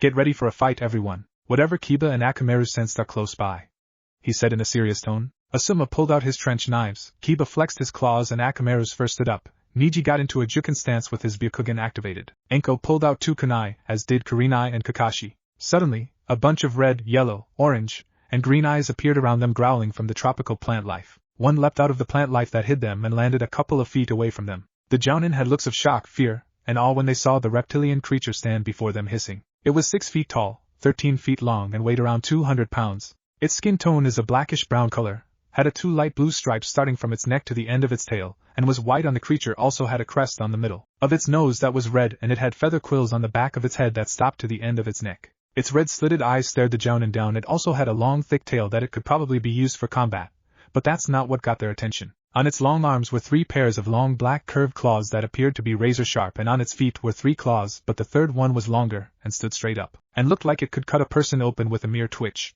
The creature then snarled and opened its maw, revealing a pair of razor sharp teeth that could tear through flesh as if it were paper. Every Jounin had wide eyes when they looked at it. What kind of animal is that?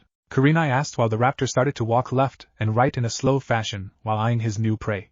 Saliva dripped from his mouth and his hisses grew louder. Who knows, but something tells me that we're on in its menu, Niji replied. Akamaru tensed up more and growled at the bushes. 14 more of them came out of hiding, hissing and snarling at their new prey while approaching them slowly, flexing their claws and snapping their teeth a few times. Some were dark brown with green slitted eyes, others were whitish-gray with blackish-brown spots and yellow slitted eyes, and the rest were orange with tiger-like stripes and orange slitted eyes. Shit. This doesn't look good, Asuma said while increasing his grip on his trench knives. Anko grinned at them and licked her lips. I wonder if I can keep one as a pet? The snake mistress replied, getting a glare from Kurenai. This isn't a time to joke around, Anko, Kurenai said while Anko chuckled. Who said I was kidding? Anko answered back while the others got ready. What are they waiting for? Kiba asked Niji. For their leader to order the attack. They're not just animals, Kiba. They're smart. They're a pack who works as a team like we do. I suggest we keep our distance from them. Their claws and teeth prove that they're proficient in close combat, which is bad for most of us. The Hyuga answered. Kiba snorted. So what? They're a bunch of overgrown lizards. I doubt they could take on an Inuzuka, he said arrogantly. The leader heard this and his eyes flared and he snarled loudly at the 2-legged mammal. How dare that ninja mock us? I'm gonna enjoy ripping him apart, he ranted in his mind. He then lets out a roar and charges at the ninja who mocked him. Oh shit, he's coming for me, Kiba cried out as the predator moved at a speed that seemed impossible for a creature its size. Guy moved between the raptor and Kiba and swung the tonfa he had in his right arm at him. To everyone's surprise, it leaped over Guy, who was also shocked, landed on the ground, and still charged at the frightened Inuzuka with its maw opened wide and its claws ready to rip him apart. Before he could do that, Anko delivered a roundhouse kick to the leader's side and sent him tumbling on the ground. Anko glared at Kiba, who had the nerve to look sheepish. Don't get cocky, you mutt, or next time I'll let him rip you apart, Anko said in a scary voice. The leader got back up on his feet and roared. The other roared back and charged at their new prey. Anko and the leader stared each other down. He growled at the scantily clad Kunoichi, who just smiled, which confused yet irritated the raptor. They circled each other, waiting for one to attack. The raptor just hissed and flexed his claws while Anko's grin became predatory. The leader then charged at Anko, who had her 2 kunai ready and started snapping at her head. Anko dodged them, and after the 5th one, she kicked the hunter in its lower jaw, causing him to stagger back a little. He shook his head to get the stars out of his head and saw the snake mistress charge at him and swing one of her kunai at his throat. He moved sideways and snapped at her side, but she twisted her body and punched him on the side of his head. The raptor grunts a little from the punch but couldn't help but be impressed with this Ningin's strength. Too bad he had to kill her. The ancient predator swung its large tail at the woman, who leaps over the attack and lands on the ground. The raptor then swipes at Anko's back with his claws and she barely dodges them. Her trench coat gets shredded from the bottom though. She looks down her ruined coat and glares at the raptor. "You damn lizard, this is my favorite coat. I'll take your hide as compensation," she yelled and charged at the raptor, who roared back and charged towards her. While the Konoha nin were taking on the pack, two dark figures with yellow-orange eyes were watching the fight. "It appears our friends have found the rotten leaves. Let's go, Kasumi," he said as he draws his katana from his back, as does she. The jungle of Yuzugakure. The Konoha jounin were currently engaging in battle with the pack of raptors that ambushed them earlier. Guy was engaging two of them. The one on his right side snapped at his head, but he ducks and uppercuts the creature in its lower jaw, and then kicked him in the chest hard, sending it flying and crashing into one that had Kurenai cornered. Kurenai looked at Guy and nods a thanks, but then her eyes widen. "Guy, your left," she cried out as another raptor leapt into the air, heading for Guy, who managed to sense the creature heading for him and flips away just in time to avoid its claw swipe. The raptor snarls in frustration and glares at Kurenai, who was in a defensive stance. The raptor stopped and appeared to be grinning. Kurenai raised an eyebrow, and before she could react, another raptor head butted her in the side and sent her crashing into a tree. She groans and tries to get the stars out of her head. Her eyes widen in fear as a raptor appears in front of her with its mouth open and brings its head down. She rolls to the side to avoid having her head bitten off, but the raptor then leaps and lands on top of her, and brings his open maw down on her again. Kurenai manages to plant her foot on its chest to stop the creature, but struggled to keep maw from ripping her face off. The raptor pushes itself forward while growling, and Kurenai adds more strength to her foot. "Damn it, this creature is strong," she thought as saw saliva dripping out of its mouth and landed on the side of her face while she grimaces in disgust. "Hiya!" yelled Anko, and the alpha raptor was seen flying towards the one that had Kurenai pinned. He crashes into the other one, and they're sent tumbling to the ground. Anko appears beside Kurenai and helps her up.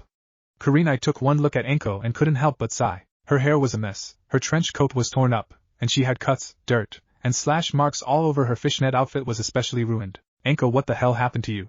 she asked while said woman was snorting. "Stupid lizard ruined my favorite coat. Look at it," she whined while one of the sleeves fell off and hit the ground. Anko looked down at it and yelled, "That does it! That lizard's hide is mine!"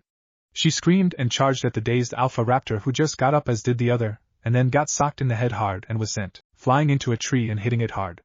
The alpha groaned and staggered a little. It snarled at Anko and let out a roar filled with rage. It was about to charge but froze for a bit. He then let out a few chirps and hisses, and the other raptors stopped their fighting and ran off into the jungle. The alpha gave Anko a look and snorted at her. It then retreated back into the jungle, while Anko yelled, "Same to you, pal." Niji was tired and pulled out a chakra pill and ate it, as did everyone else. Before anyone could say anything, a figure leaped into the air and landed onto the ground. Everyone's eyes widened when he stood up slowly. He was 6 feet 0 inches and 17 years old. He wore a short-sleeved dark blue hooded trench coat, and also wore a pair of black cargo pants with ANBU-styled boots. On his upper body he wore a black long-sleeved skin-tight muscle shirt that hugged his body like a second skin and showed off his arms, chest, and abs, and had yellow-orange slitted tinted red eyes that radiated power. He also wore a gray-colored flak jacket that was zipped up and had extra pockets on them and a collar. He also wore a black mask that covered half of his face and a pair of long blonde spiky bangs that were crimson at the ends but stopped to the sides of his face. He also had on black fingerless gloves that had metal plates on them, and also wore arm guards on his arms. Strapped to his back was a black katana. The hilt was black and had 5 holes and a silver metal tip at the end. The guard was silver, and the sheath was black, Snake Eyes blade from G.I. Joe Rise of the Cobras. He also had 2 strange knives strapped to the back of his belt as well as 2 on his right and left leg. He glared at the Konoha nin and released murderous intent that was on par with the Sanins, making it difficult for them to breathe, especially Niji and Kiba, who never felt this much in their life. "What are you Konoha nin doing in my territory?" he asked in a dark tone that sent a shiver down their spine. Even Anko was shivering when she looked into this man's eyes. She saw her death. Akamaru was whimpering and shaking from the glare. Asuma, Guy, and Kakashi had beads of sweat drip from their face. "We're here to retrieve 2 of our ninja Ryoshi Judai. We didn't come here looking for trouble," Asuma said, hoping that he wouldn't attack, but the man just stares at him blankly. "Is that so? Well, I'm sorry to say that I can't hand them over," he answered, getting shocked looks from them. "What?" Anko yelled and was about to charge until Kurenai grabbed her arm. Anko looked at her and saw the Genjutsu mistress shake her head. "You bastard, give me back my sister," Kiba yelled and flexed his claws. Ryoshi just looked at the Inuzuka and snorted. "No," he said, making Kiba growl. "What did you say?" he snarled, releasing murderous intent on the bounty hunter, who just laughs. Is that all you've got? Pathetic. I've faced pirate lords with more intent than the amount you're releasing, and I suggest you cut it off, or I'll make you, he says as he cracks his gloved hand. Niji sees the look on Kiba's face and responds. Kiba, don't act rash. He's antagonizing you to attack him, and don't forget we're facing the Ryushi Judai. Not to mention that we're in his territory, so calm down, the Hyuga says and looks at the man with his Byakugan, but to his shock he can't figure out his. Kiba clenches his fists in frustration. Damn it, Guy then speaks up. Please, Ryushi-san. We're just here to get our comrades back. Like my friend Asuma said, we're not here to fight you. The spandex-wearing ninja said. Naruto stares at the man but chuckles. Like I said to your teammate, I won't hand them over. Now leave before I make you, he says, getting impatient. I'm not going anywhere until I get Hana back, damn it, now either you do it or I'll make you. Kiba roared out loud. Ryushi smirks under his mask. Why don't you make me mutt? I'll be more than happy to kick your sorry ass around the field and back, he says. The Inuzuka's eyes flash with anger, and he then charges at the hooded figure in a blind rage and ignoring the yells of the others telling him to stop. Ryushi smirks while Kiba charges at him. Kiba was about to strike him in the face until Kiba finds himself on the ground with his arms pinned behind his back and feels the cold, sharp end of a blade pressed against his neck and freezes. You shouldn't let your emotions cloud your judgment, Konoha nin. It could get you and your comrades killed, said a feminine but dangerous voice. Sitting on top of Kiba with a blade at his throat was a red-headed female who seemed to be around 14 to 15, wearing a mask similar to the Ryushi Judai's. Her eyes were bluish-green and slitted. She wore a black cloak over a red and black ninja outfit, and strapped to her back was a katana in a red sheath. Asuma cursed at Kiba's actions. Kakahi was about to pull out a kunai and strike Kasumi with it. Keywords were about to, but then hunched over and gasped in pain as a fist connected to his gut, courtesy to the Ryushi.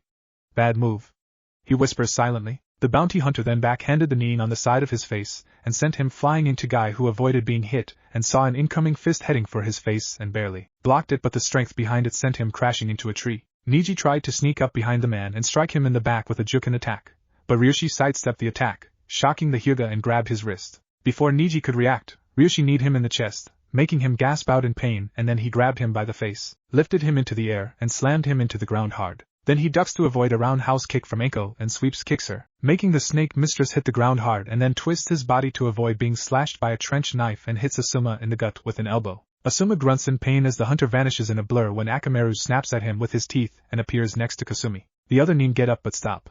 Don't move or I'll give your friend here a new hole to breathe out of, Kasumi says in a threatening voice, making them tense up. Ryushi, however, just smirks at them and dusts off his trench coat.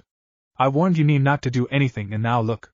We have a hostage, he said while Kasumi punches him in the head to make him stop squirming. Great, what do we do now? Anko asks. Asuma sighs in frustration and glares at Kakashi. What the hell were you thinking trying to attack her? She would have slitted Kiba's throat and killed him before your kunai hit its mark. The son of the Sandane growled while the Cyclopes flinches. Ryushi chuckles while looking at the nin. How about a trade-off? I'm willing to hand Mongrel over, but you have to hand those two over, Ryushi says, pointing to Anko and Kurenai, getting a shocked look from the nin. What? Are you serious? Asuma asks, getting a nod from the nin. You two are Kurenai Yuhi and Anko Midarashi, correct? Ryushi asks while the two women nod slowly. The two nin I have with me now are your friends Hana Inuzuka and Yugago Yuzuki, correct? He asked, and again they nod. If you wish to see them, then you must disarm yourselves and come with us. The rest of you get off my lands, he said while the male's eyes widened. Why should we? Kakashi asked, getting another glare from Asuma. Ryushi's eye twitched and he growled. Because if you don't, I'll kill your friend here as well as the rest of you if you don't get the fuck out of here, you stupid scarecrow. He growled, getting a sneer from Kakashi, who was about to speak again, but Asuma beat him to it. Shut up, Hataki. You're not making the situation any better, he yelled, making the copy nin zip it.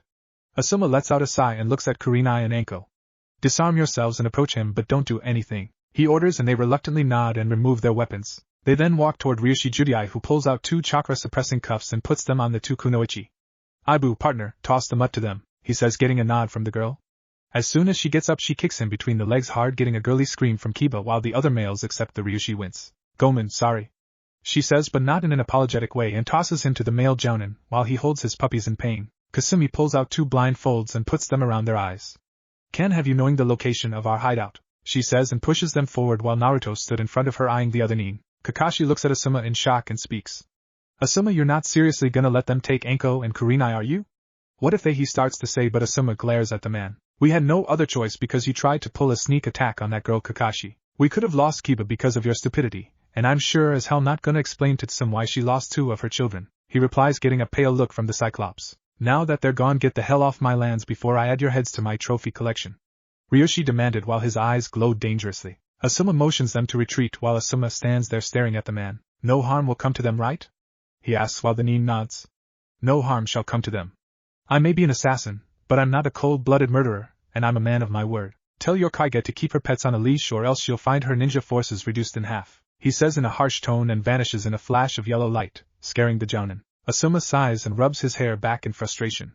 Tsunade-sama is not gonna like this. God, this sucks.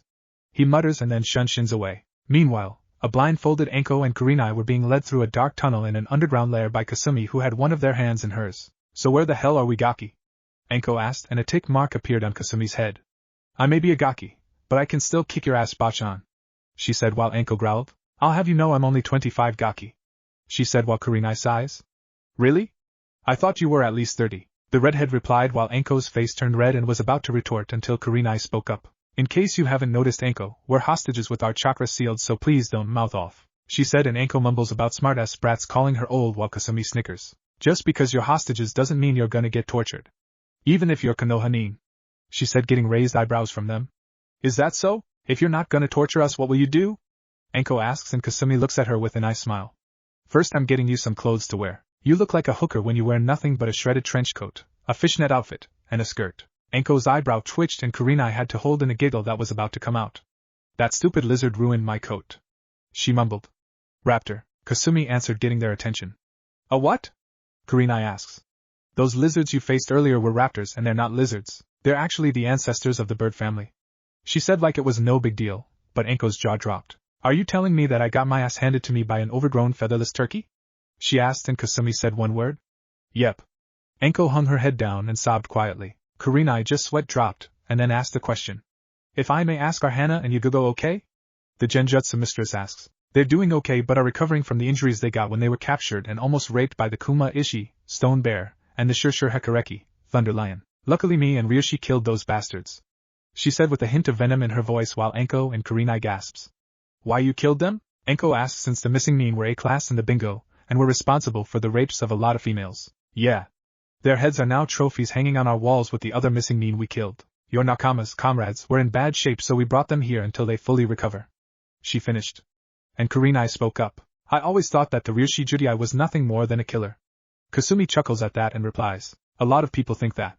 True, he is a bounty hunter with a flea-on-sight order, but he's not cold-blooded. He just does his job like any other hired merc does, but he only goes after those who are corrupt. He'd never kill an innocent person, but he without a doubt hates traitors, criminals, and rapists, she said, getting raised eyebrows from them. After leading them through the tunnel for 30 minutes, Kasumi removes the blindfolds from them and they blink for a while and then slowly open their eyes to see themselves in what looked like an underground tunnel with different paths that lead to God knows where. Okay, where the hell are we? She asks while looking around. Stay with me and do not wander off or else, Kasumi said in a warning tone. Kurenai looked at her funny and asked, or else what?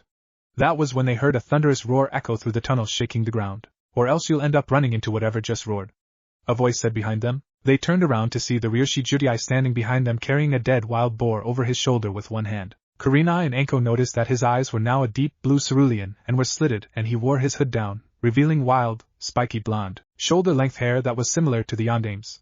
He then looks at Anko and raises an eyebrow. You should really start wearing clothes that aren't so revealing, Kunoichi-san, he says in a humorless, making Anko's face turn red. Shut up, she yelled while he shrugs it off. He removes the mask from his face, revealing a pair of canines that jutted from his upper lip. Both Konoha Kunoichi blushed when they saw his face. Yandame-sama? Kurenai asks while the 17-year-old rolls his eyes. Sorry, but I'm not him. Kasumi, take this to the preserver room. I'll escort them to where their friends are, Naruto says and tosses the dead boar to Kasumi, who catches it but grunts when she hefts it over her shoulder. Damn it, Aniki, why do you always kill the heavy ones? She cries out while he chuckles. Stop crying, you big baby. You know how our old man likes boar meat, he says and watches her leave but mutters about fathers with bottomless pits and brothers being smartass. Naruto smirks when she disappears and places an arm on Anko's and Kurenai's shoulder, causing them to tense up but relax when gives them a small smirk. Calm down, you two. I may hate Konoha, but I won't damn the innocent. Come with me and I'll take you to your friends, Ha says in a calm and gentle tone. Anko and Kurenai nod and try to hold in the blushes that were about to form on their faces while Naruto leads them further into the labyrinth. As they walked through the labyrinth, Kurenai and Anko kept glancing at the man who was supposed to be a cold-blooded killer who'd kill you if you were his target, but he hasn't given them a reason yet to be afraid of him. That's when Kurenai spoke up. Ariyoshi-san, that girl who escorted us into this place called you her Aniki. Are you two siblings? She asked and he nodded. Yes, she's my half-sister on my mother's side, he replied. Enko raised an eyebrow at what he said. Half-sister? So you both have the same mother but different fathers? Again he nodded. My biological father died the day I was born, and no, I won't tell you who he was. And don't let her appearance fool you. She may be young, but she is strong enough to handle 3 squads of A and B level nin. Naruto replies while they look at him in shock and could tell that he wasn't joking. Wow. Anyway, how bad was Hana and Yugogo's condition? Enko asks. Hana, I believe, had 3 broken ribs that punctured her left lung, a gash on the back of her head as well as a crack on the right side of her skull. Yugogo had 3 broken ribs, a dislocated shoulder, and burns from a lightning jutsu. He says, and Kurenai gasps but gets a reassured look from the man. Relax, Miyamoto managed to heal them, but they won't be fighting for a while. Naruto replies and they find themselves near a door that says recovery room. Well, here we are, he says and pulls out a key, then removes the cuffs that were around their wrists. Enko and Kurenai rub their wrists while Naruto opened the door and lets them walk in first. When the 2 kunoichi walked in, they saw a bandaged-up Yugogo and Hana in a bed petting what looked like a black and brown ferret, and a 2-tailed fox that were cuddled up in their lap. Enko and Kurenai's eye widened when they saw their 2 friends were okay. Yugogo turned her head to see Enko and Kurenai, and her eyes widened in shock. Hana did the same and said, Enko? Kurenai? They asked. The next thing the recovering kunoichi knew, they were in a bear hug courtesy to Enko and Kurenai. You're both okay. Enko cried out while Yugogo's face was turning purple as was Hana's. Enko-chan, please let go, my ribs are breaking. Yugogo strained while Hana was struggling to breath. Air, Kurenai-chan. I need air. Hana chalked out. Enko and Kurenai noticed what they were doing and released them while smiling sheepishly. Sorry about that, we're just happy to see you're both okay. Kurenai said while Hana and Yugogo smiled. Thanks, but try to show it by not crushing our ribs, Hana said while massaging her sides, making them laugh a little. Yugogo noticed that Enko's trench coat was shredded and her fishnet suit had claw marks. The female swordsman raised an eyebrow and looked at her. Enko, what happened to your outfit? She asked, and Enko just looked at it, and a small blush appeared on her face, and she rubbed the back of her head. It's a long story, Yu-chan. Enko replied and looks at Ryoshi. Speaking of clothes, you wouldn't have any to spare, would you? Enko asks while Ryoshi pulls out a scroll, unrolls it, and in a puff of smoke, there was a black 2-piece bodysuit and a black trench coat. Sorry, but I don't carry women underwear on me, so you'll have to use the ones you're wearing, he said, but then noticed a blush on Enko's face and looks at her with a raised eyebrow. You are wearing underwear under your clothes, aren't you? He asks, and Enko just looks away from him, not saying anything. Hana's sweat drops, Yugogo sighs, and Kurenai face faults at her friend's actions but then stands up glaring at the snake user. Enko, Kurenai yells out, and the woman looks at her trying to look innocent. What? She says in an innocent tone. Kurenai starts to talk but just lets out a frustrating sigh and shakes her head. Forget it, I'd just be wasting my energy. She mumbles while Enko just grins. You know you love me, Nai-chan. She coos out while Kurenai looks at the Ryoshi Judai. Would you won't hold it against me if you end up strangling my friend over there? She asks while Enko makes faces behind her back, getting a sweat drop from the hunter. Kurenai turns her head back at Enko, who again has the innocent look on her face. Kurenai's row twitched, and was gonna go strangle her until she felt something rub against her leg. She looks down, and sees a 2-tailed fox kit with crimson fur rubbing against her leg. The kit looks up at her with light pink eyes and yips. Kurenai just looks down at the fox and stares at her, but on the inside she was squealing kawaii. The genjutsu mistress smiles down at the fox, kneels down, and scoops the fox up in her arms while the fox yips and starts to lick her face. Kurenai giggles as the fox continues to lick her. She then scratches her behind the ear, getting a purr from the fox. Enko was pouting at this. No fair, why do all the cute ones go to Nai-chan first? She whines while Hana and Yugogo giggle at this. Naruto chuckles at this, then speaks up. I'm pretty sure you two are hungry, so I'll bring you some food back, he says, and starts to leave. Kurenai was gonna object, but her stomach growled out loud, causing the ruby-eyed woman to blush in embarrassment. Enko snickered and felt something on her shoulder. She looked and saw a black and brown ferret that squeaked and licked her face. Enko squealed and hugged the fur ball, nuzzling her cheek against it. She's so kawaii. The snake mistress squealed while the other's sweat dropped at this. Konoha no Sato Hokage Tower. What did you just say, Asuma Sarutobi? Tsunade yelled from her now destroyed desk that was nothing more than firewood. Shizen was curled up in a corner, trembling like and holding a trembling tauntaun in her arms and close to her body. Asuma was now gulping and sweating like crazy as he saw the murderous look in Tsunade's eye. The Ryushi Judai has Kurenai and Enko Hokage-sama. If we hadn't handed them over, then his partner would have killed Kiba and us as well. As the leader of the mission, I had no other choice but to do as he said, not to mention that he temporarily disabled Guy, Kakashi, and Niji without even trying. He also told me to tell you to keep your ninja in check, or he'll see to it that our forces are cut in half. He explained while Tsunade growled out loud, picked up her chair, and threw it out the window, shattering it. She ignored the scream that came from outside and then let out a frustrating sigh. Great. Just great. 4 of my kunoichi are in the hands of an S-class merc. There's no telling what he's doing to them. Tsunade says, but then Asuma speaks up. Actually, Hokage-sama, I don't believe the Ryoshi Judai will harm them, he says while she looks at him with a look that says explain. Didn't the ANBU who reported this say that him and his partner saved Hana and Yugogo from the missing Nin and his partner treated them? If wanted to kill Hana and Yugogo, he would have done so a long time ago. He responded while the last Senju looked at the wall and sighs again. True, but what about Kurenai and Anko? They're now his captives and I can't send any more ninja. He'll weaken us and that'll give villages like IWA an opportunity to attack us. Can this get any worse? She groaned out, and that's when an ANBU appears kneeling down to the leader of the village. Hokage-sama, the council wishes to speak with you, he says and shins away while Tsunade smacks her head. Why do you hate me, Kami-sama? She asks and walks out of her office. Council chambers. 20 minutes passed while the council members were arguing about what happened.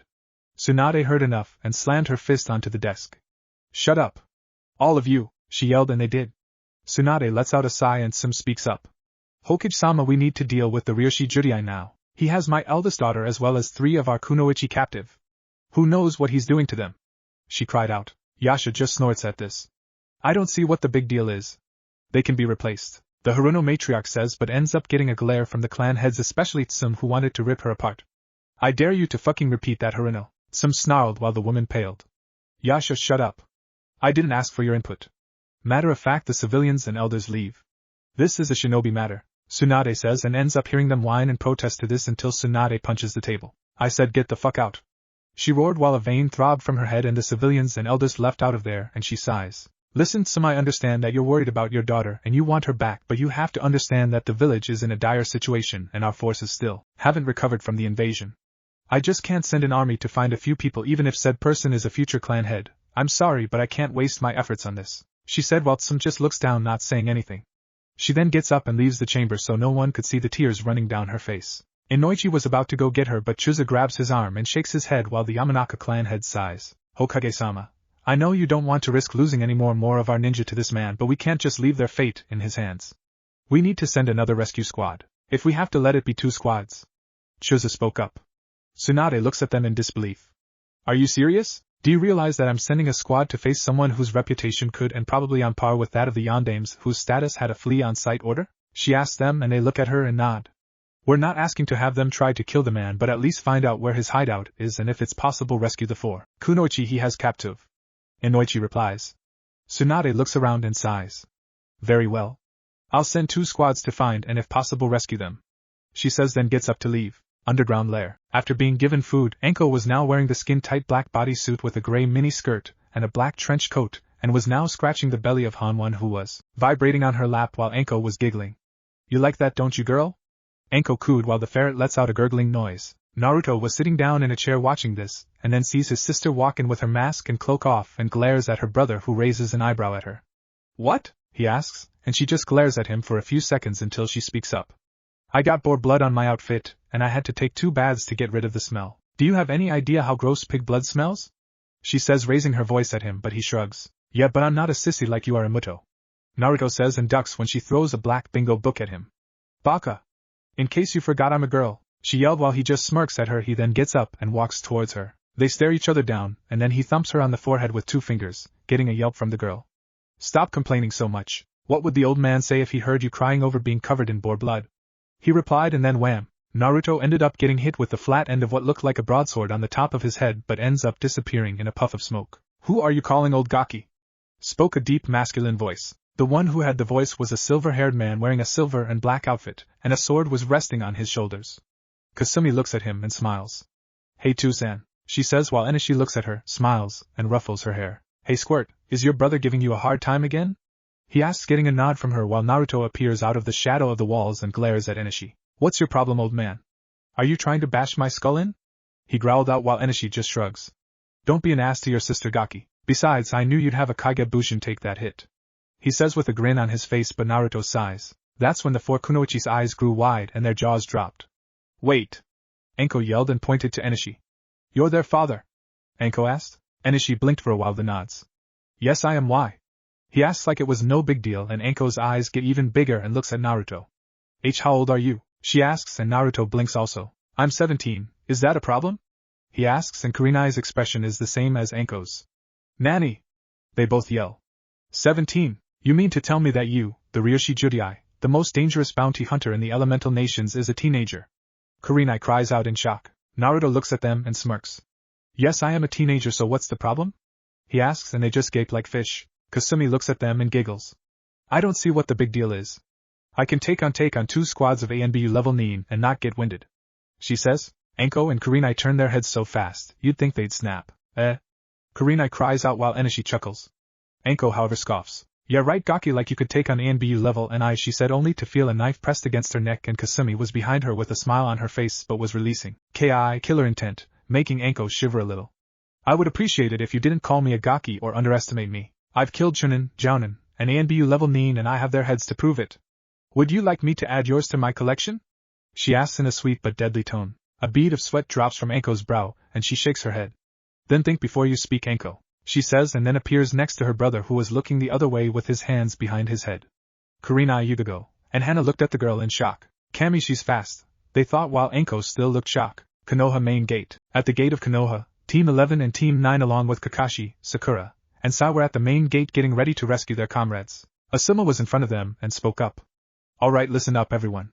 He ordered, and they did. We are going back to the jungles of Yuzuno Kuni to rescue 4 of our comrades from the Ryoshi Judai, he replied, getting shocked looks from everyone. Troublesome. Why is Hokage-sama sending us to face him? He's an S-going on SS-ranked mercenary. We may have him outnumbered, but not outmatched. I mean, you did say he was faster than you, Hatake, and Guy combined. Shikamaru replied, getting a shocked look from everyone, especially Lee, who looked at his sensei. Guy-sensei, is it true? Was he faster than you?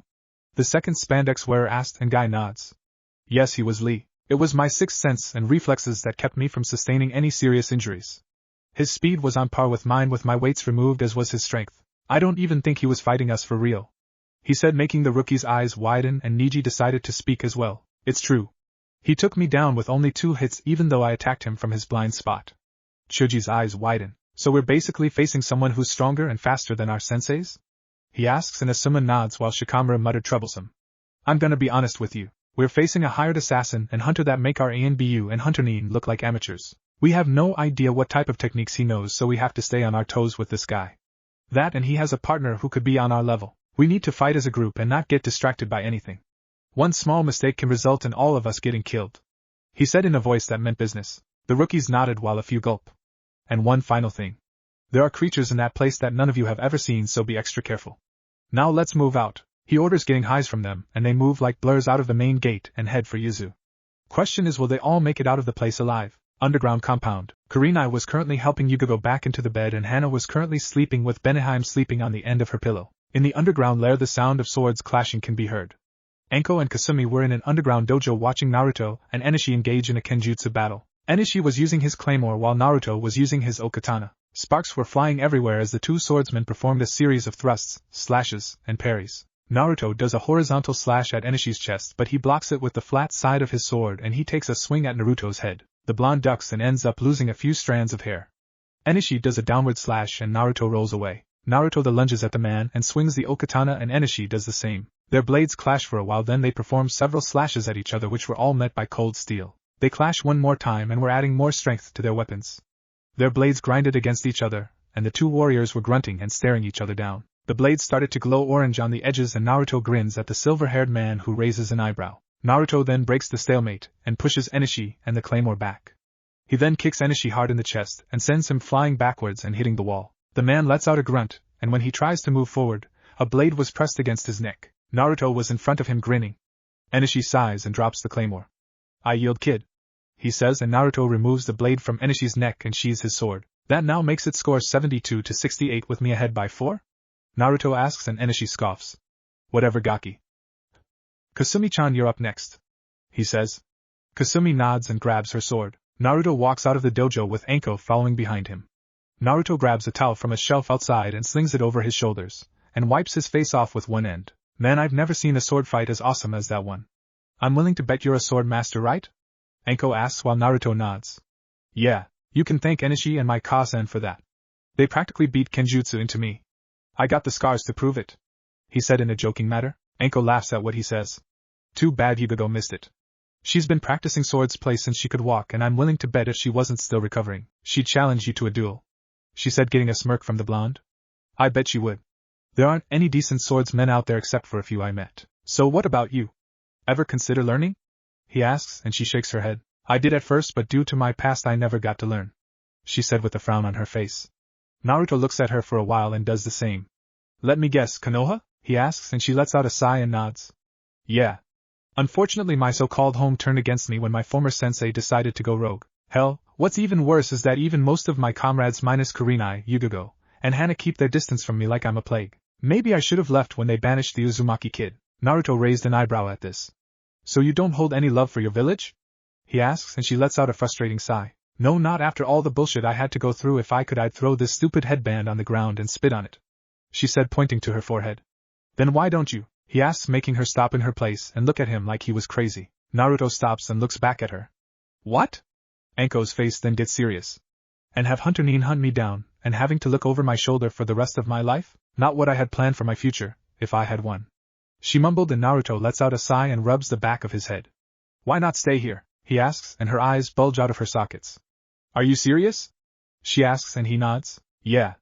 This place is mostly jungle. No ninja would be crazy enough to face the creatures in the wilderness here, and plus, this is my territory, and if you were under my protection, people would think twice about harming you, he said, and she thinks about the pros and cons of the offer. Sure, she'd be away from the glares and insults, but what about her friends? How would they react if she became a Noob Nin? He saw the looks of confusion on her face and places a hand on her shoulder. If you're wondering about your friends, then I'll offer them the same. I'm pretty sure they'd accept your decision if they were truly your friends. Besides, don't friends look out for each other? He asks, and then walks away from her while she just stands there and thinks about what he says. Recovery room. Hana, Yugogo were sitting in their bed eating what looked like stew from a bowl while Kurenai was sitting on a chair eating hers. The door then opens and they look up to see Anko with a look of confusion on her face. Hey Anko, what is it? Kurenai asks, and the snake user sits down in another chair and looks up at them. I'm just confused right now, Kurenai, Anko says, and the red-eyed woman blinks for a while. About what? About Konoha. I'm starting to have second thoughts about that place, she says, making all three Kunoichi's eyes widen. What do you mean, Anko? Yugogo asks. I don't think I want to be a Konoha Nin anymore, she says, and their eyes become even wider. What? Anko, are you serious? Kurenai yells, only for her to nod. Why, Anko?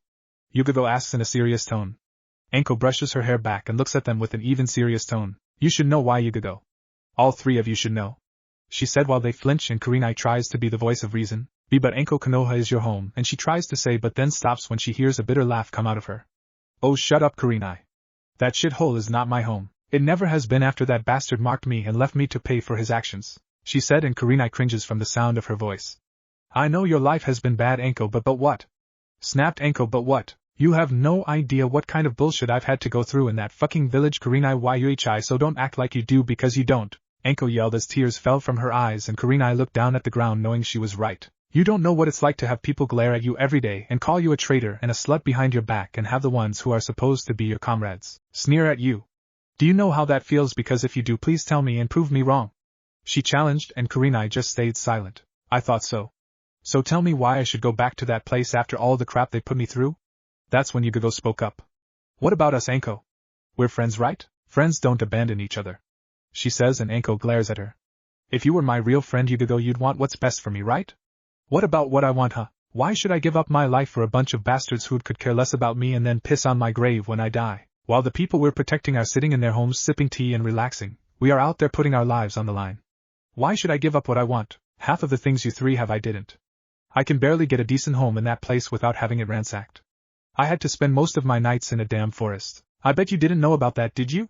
She asks, and Yugogo became silent also. Anko, we just don't want to lose you, Hana said. Anko lets out a frustrating sigh and looks at the ground while wiping the tears away. Kurenai gets up and walks over to Anko and pulls her into a hug. I'm sorry for being selfish, Anko. If it'll make you feel any better, I'd join you if you decide not to go back to Konoha, she said, and Anko looks up at her in shock, as do Hana and Yugogo. Hey, are you serious? Anko asks while Kurenai smiles and nods. Yes, I am, Anko. If you choose not to go back to Konoha, I will stay here with you, she says. And to prove it, I'll do this. She undoes the knot in her headband and drops it to the ground, shocking Hana, Anko, and Yugogo, whose eyes to widen at this. Anko smiles at this and removes hers as well. Then she tosses it near Kurenai's and spits on it. I can't believe you two did that, Hana cried out while Yugogo groaned. Anko grins and just hugs Kurenai while nuzzling her cheek. I knew you loved me, Nai-chan, she says, and hugs her even tighter. See, can't breathe, Anko. Kurenai strains out while turning blue. Anko lets her go and looks at Yugogo and Hana. What about you two? Want to join us? Anko asks. Yugogo and Hana look at them. Yugogo can join but me well I can't. Hana said with a downcast look on her face. Oh yeah, your clan. Well, I'm sure we can work something out, Anko says with a grin on her face. The door opened and a red-haired woman walked in and blinked when she saw Kurenai and Anko. Kure-chan? Anko-chan? Why are you two doing here? She asks, and both kunoichi froze and turned their heads to see their sensei looking at them with a raised eyebrow. Kushina-sensei? Kurenai asks while Anko's eyes grew watery. Kushina smirks at them and crosses her arms. Well, isn't this a surprise? All three of my students are here. The three of you have grown into strong kunoichi just like I knew you would. She said, but then was tackled by a purple blur. Sensei, Anko cried as she hugged Kushina with all her strength. Kushina let out a grunt but returned the hug while Anko sobbed on her shoulder. Sensei, where have you been all this time? I thought you died during the QB attack? She asks while Kushina rubbed her back. It's a long story, Anko-chan, she says. Anko lets go of her while wiping her face with her sleeve. Kushina then looks over at Kurenai, who is getting up, and walks towards her sensei. Well, look at you, Kure-chan. You must be fighting off the males every day, she says with a grin on her face while Kurenai sighs. Sadly, yes. So how have you been, sensei? She asks. Great. I've been spending my time with my new husband, daughter, and my long-lost son, she answered, and Kushina's eyes widened. Your son wouldn't happen to be the blonde male who looks exactly like the Yondaime, would he? She asks, getting a nod from the woman. Yes, he is, and if you are wondering who he is, then he's right above you, she said, and points her finger up, and they see Naruto hanging upside down on the ceiling staring at them. It took you two this long to notice me? What if I was an assassin? Oh wait, I am, he says with a smirk on his face and vanishes, then appears next to Kushina. Hey Sochi, she says, and Kurenai's and Anko's jaws drop and looked at Naruto, who blinks. Sochi. Sensei, the Ryoshi Judiai is your son? Anko yells while Kushina nods. Yep, but Ryoshi Judiai is only a title. Do you know who he really is? She asks, and Anko and Kurenai shake their heads. You should know, Anko-chan. You cut my left cheek during the second part of the Chunin exam, he says with a grin on his face. Anko blinks for a while and then her eyes bulge and points to Naruto. Jigaki? She asks, and Naruto nodded. Kurenai's eyes were bigger than dinner plates and her jaw fell. Naruto! Kurenai cries out. Hey Kurenai-san, how have you been? He asks. They look at him like he's a ghost. Kurenai started to say something, but then Anko yelled out. What the hell happened to you, Gaki? You went from a loudmouth orange-wearing shrimp to this, she says while Naruto looks at himself and shrugs. Meh, I hit a growth spurt when I turned 14. That, and I finally got to eat something other than ramen and expired food, he said while they flinch and curse Konoha. Men, imagine the reaction on Konoha's face when they find out that you are the Ryoshi Judiai. What's next? You're the son of the Yondaime? Anko asks with a cheeky grin on her face. While Naruto blinks and looks at her. Actually I am, he says, and Kurenai's jaw drops. See? He's also the son of the Yondaime. Wait, what? Anko screams out while Kushina laughs at their reactions. Come on, Anko, I'm practically a carbon copy of the man, though I doubt those idiots would believe it, saying the demon brat is mocking us by looking like the Yondaime, he says while the four sigh at this. Don't even get us started on those civilians and elders on the council. It's their fault Konoha is in the state it's in. Speaking of fault, Kurenai, tell them what you did to Cyclopes when he bad-mouthed the Gaki? Anko says with an ear-splitting grin on her face. Kurenai's eyes widen and she blushes while rubbing her arm. I didn't do anything major, she mumbled, not wanting to be the center of attention because Naruto and Kushina were looking at her. Nothing major? Ha! Asuma told me how you bitch slapped Kakashi in the face twice and slammed him into a wall in the Hokage's office. Then you cursed the man out and ranted about how much of a failure he was for saying you had no talent as a ninja and didn't deserve to be one. It took both Asuma and Guy to pry her off the man and from choking the baka to death. She then spat on him and called him trash and stormed out of the office. Not once in my life have I seen Kurenai so angry. I thought I saw the Shinigami hovering over her head when I went to talk to her. Anko finished, and Kushina looked at Kurenai with a shocked look on her face. The red-eyed woman wanted to strangle Anko right now. Yugogo and Hana were covering up their mouth trying not to laugh while Naruto grinned and appeared next to Kurenai with an arm wrapped around the woman, grinning like a Cheshire cat. I didn't know you cared, Kurenai-chan. I feel so happy, he says in a teasing tone and hugs her with one arm, making the woman blush at the contact. Oh my Kami, he's hugging me. And his muscles feel so gria and oh, bad Kurenai. He's 17 for goodness sake. But what if he's into older women? No. No. Don't think that. She ranted in her mind. Kushina saw this and a gleam appeared in her eye. Anko saw this and was pouting because Kurenai always attracts the hot males. Hey, why does she get a hug and not me? She whined while Naruto looks at Anko and smirks. You might try to cope a feel on me, he says, making her sputter. I will not. She cries out. You're lying, Hibi-chan, he says, making her brow twitch, and turns away from him and humps. Naruto then lets go of Kurenai, who let out a small sigh, but on the inside she was fuming because she was enjoying that hug. Naruto then walks behind Anko and wraps his arms around her, making the woman tense up, and then whispers something in her ear. Everyone watches as Anko's face glows red and she starts to giggle like a schoolgirl.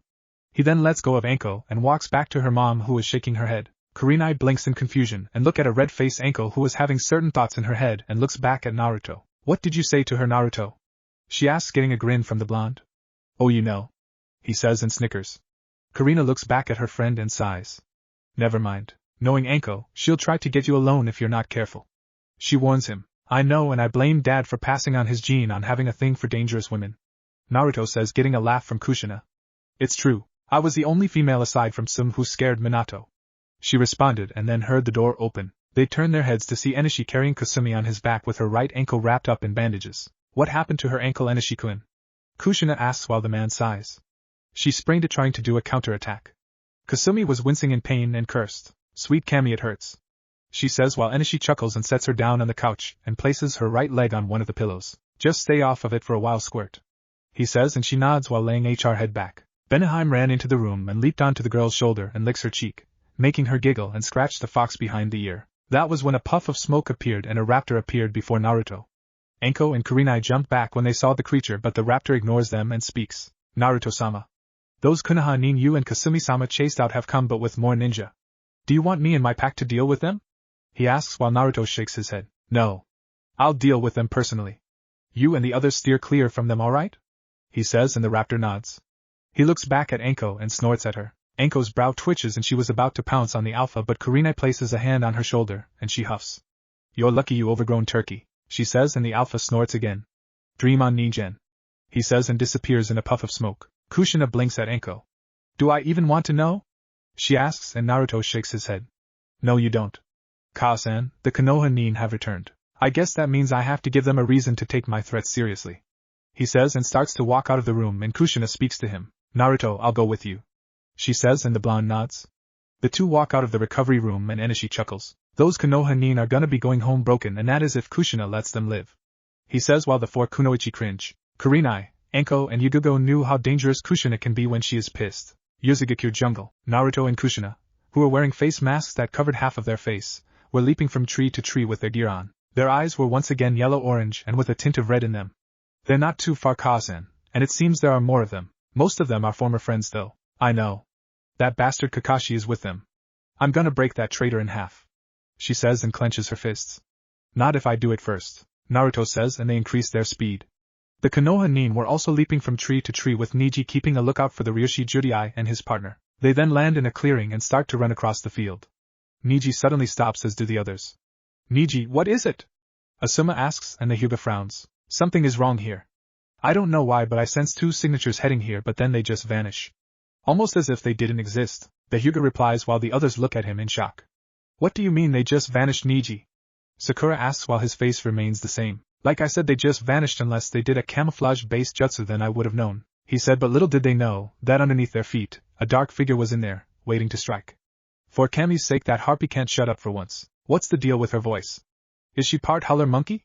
Doesn't matter, because they're gonna be going home broken or dead, Naruto thought as he snaps his eyes opened. Kakashi tenses up and leaps away from his position, as does Guy and Asuma.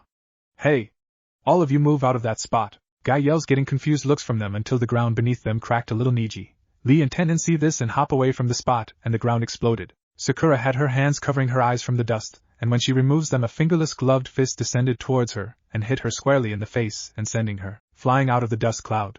Asuma, Guy, and Kakashi saw this, and the pink-haired Kunoichi went skidding across the ground with a purple bruise on her face. They then heard more sound of punching and grunting and saw Ino, Kuji, and Shikamaru fly out also, hitting the ground with a thud. Shuji had his hand on his back. Ino was clutching her stomach in pain, and Shikamaru was clutching his chest area. Lee, Niji, and Tenten appeared next to their down comrades in a defensive position.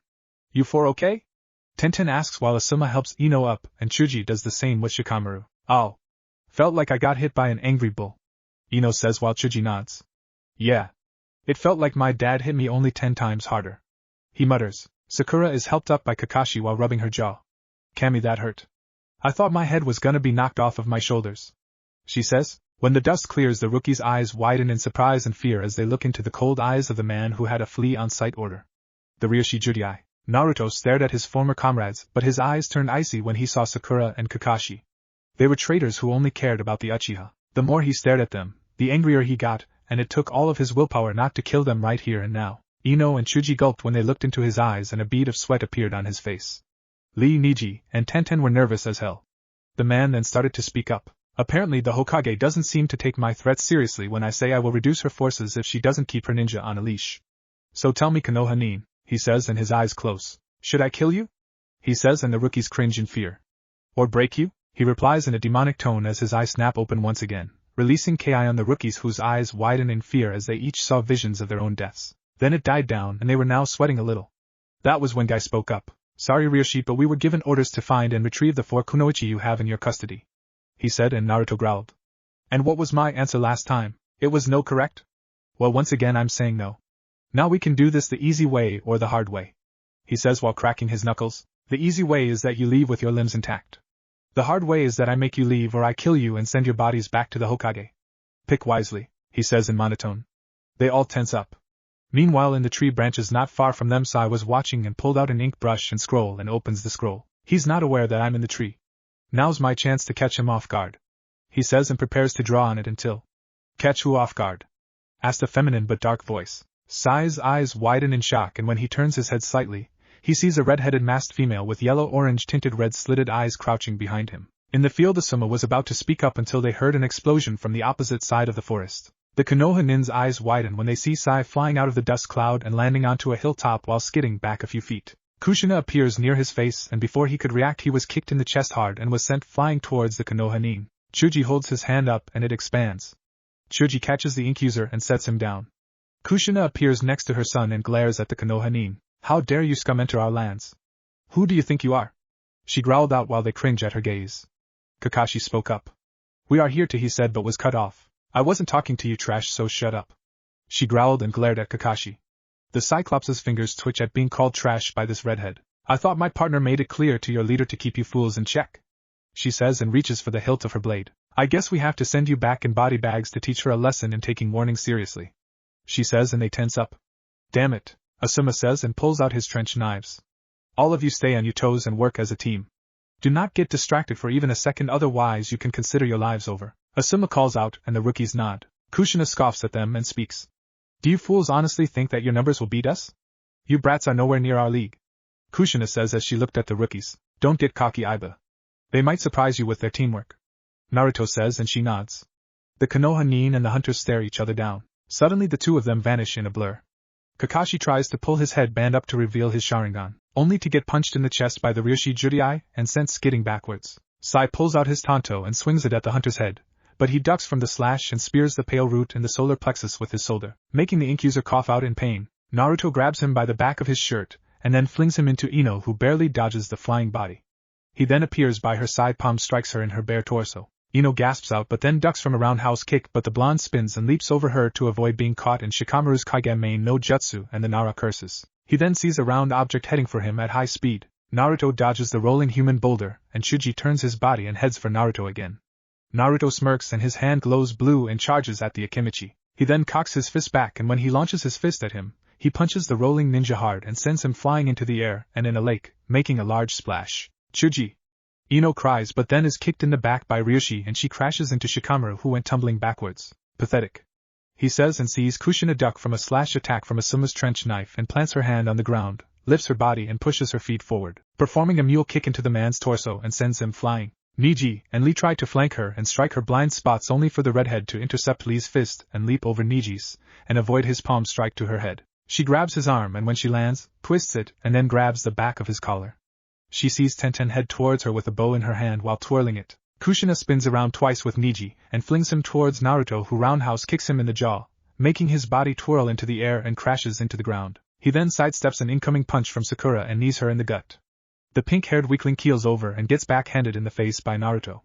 Weakling, he says and blocks a kick from Guy. The man then launches a right hook to Naruto's face and Blonde avoids it. Naruto cocks his fist back and sends it towards Guy's skull, but he ducks and does a sweep kick at Guy's feet. The spandex wearer leaps over the attack and performs an axe kick and brings it down on Naruto's head. Naruto rolls to the left and Guy's attack creates a small crater. Naruto wastes no time, jumps into the air and performs aerial kick angled downwards at Guy and ascends towards the man at an incredible speed. Guy sees it and barely manages to avoid the impact. A cloud of dust and debris rises into the air, and the ground shakes a little. Naruto then appears out of the dust clouds and charges at Guy full speed.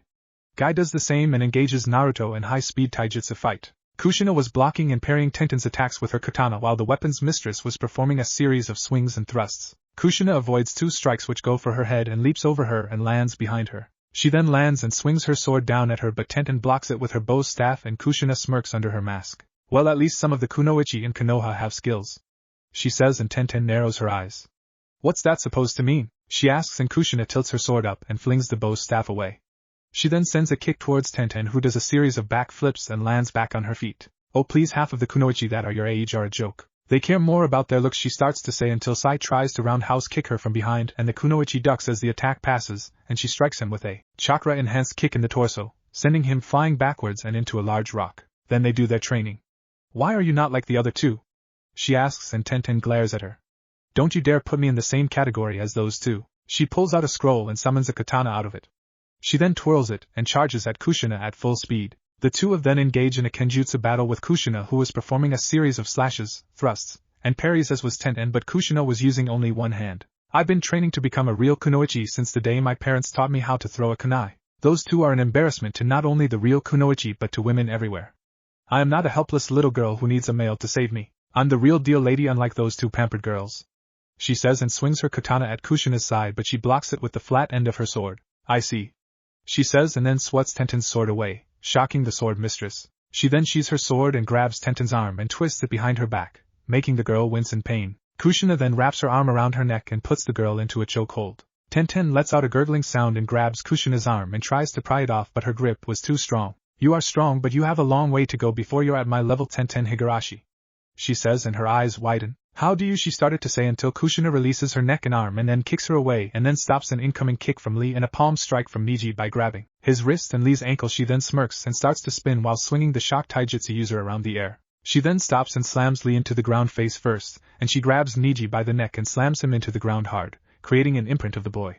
Nice try, she says. She then hears a bone-shattering punch and a scream at Naruto's direction, and sees Kakashi get punched in the ribs by a chakra-enhanced punch, and then keels over from having 4 of his ribs broken. Naruto kicks him squarely in the jaw and he hits the ground face first. Asuma sends a right hook at the blonde hunter, but then the hunter blocks it with his palm and strikes the man in the side with an elbow. Guy swings a right hook at his face, but Naruto crouches down and plants his hands on the ground. He pushes his lower body forward with his legs spread out and locks them around Guy's waist, shocking the man. Naruto smirks under his mask and then he twists his lower body and swings it around with Guy still locked in his legs, and he then flings the man at Asuma, and they are sent tumbling through the grass. He then sees Chuji in the air with his arms expanded, and he comes down performing a hammer fist at Naruto, who leaps back as the move creates a small crater.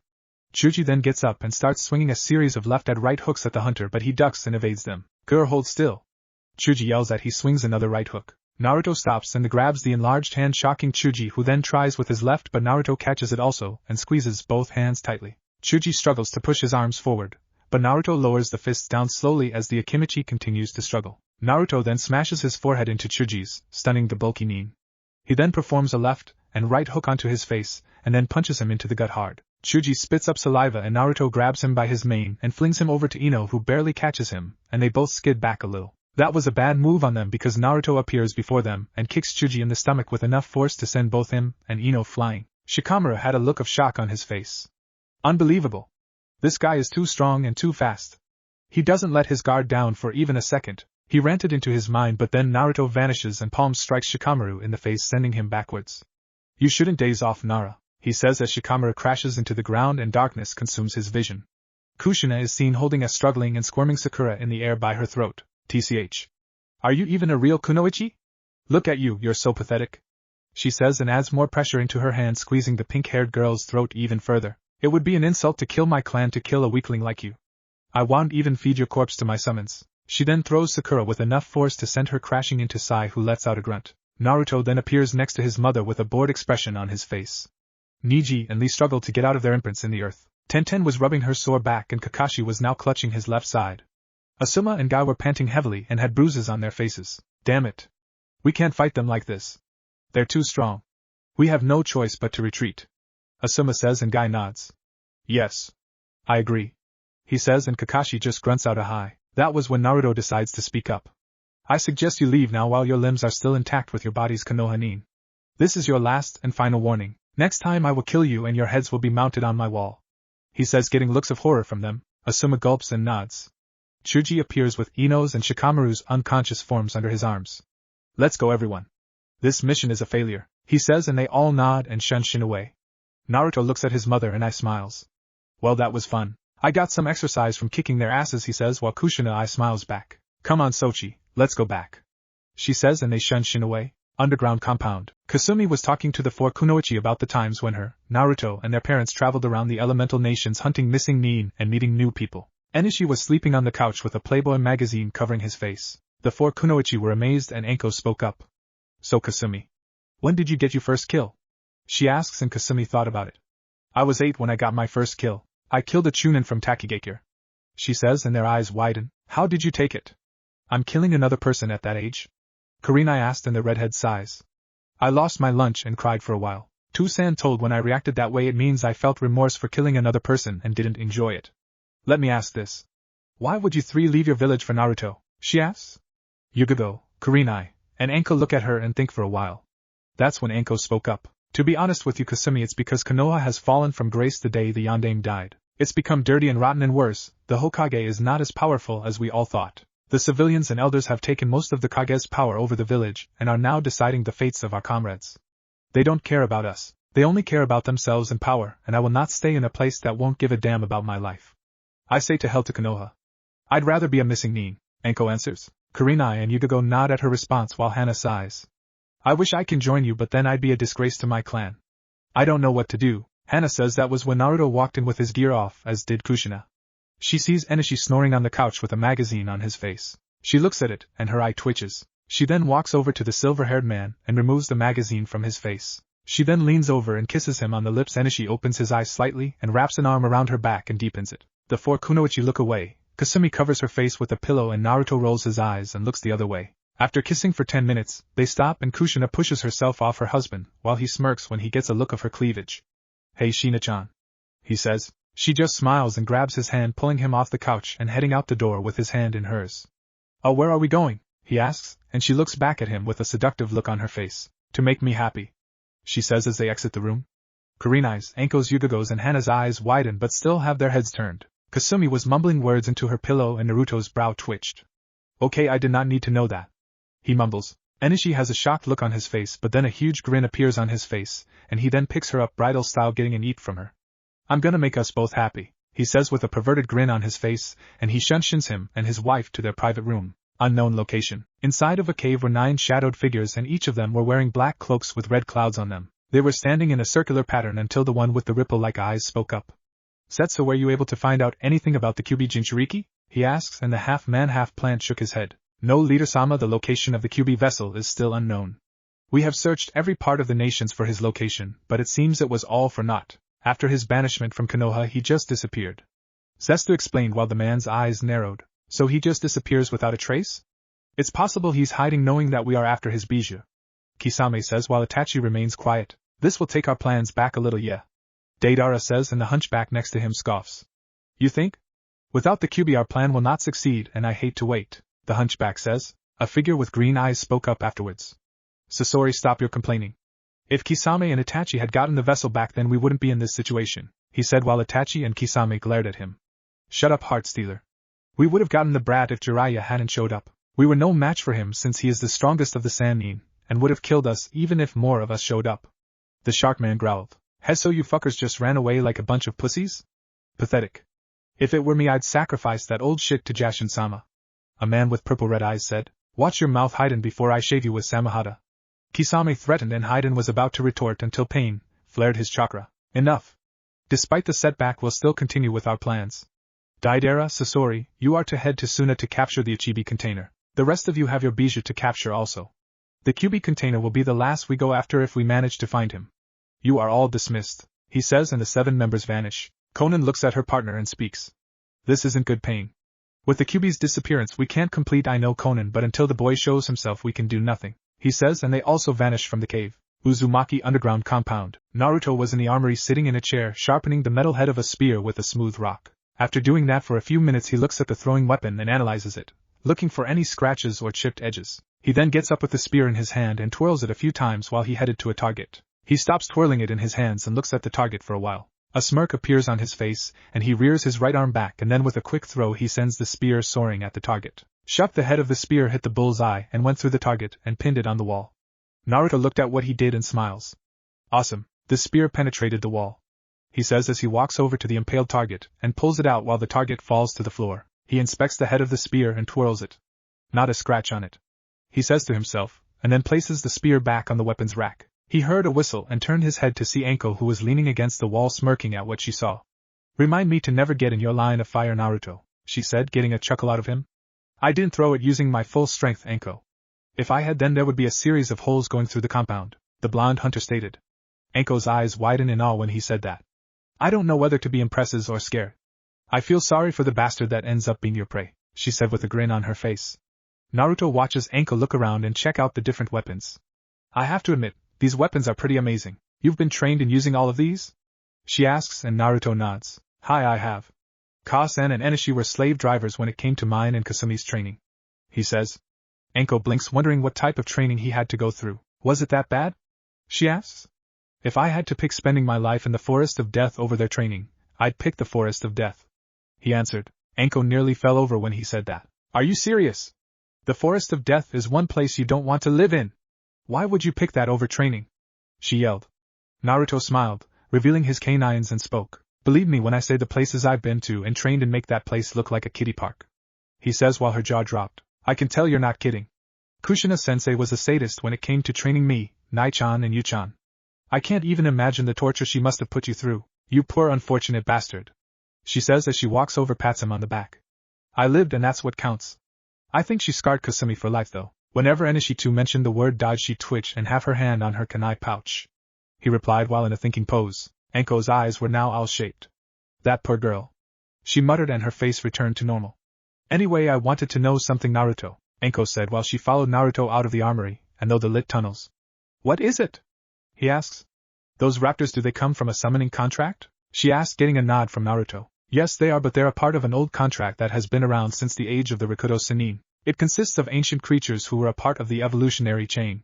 Back in their time they were considered the ultimate predators. Raptors are not just hunters, they act as a team and are smart. Facing one of them would be impossible because of their claws, but to face more than one is beyond suicide. They'll rip you to shreds before you even have a chance to scream. Trust me when I say being killed by a pack of raptors is the worst death you can ever have, Naruto explained. Anko was speechless. So I guess wandering the jungles here alone would be a bad idea, right? Naruto nods and smirks. Yes, but there are creatures out there that are more dangerous than the raptors, he replies. Wow, and what about your eyes?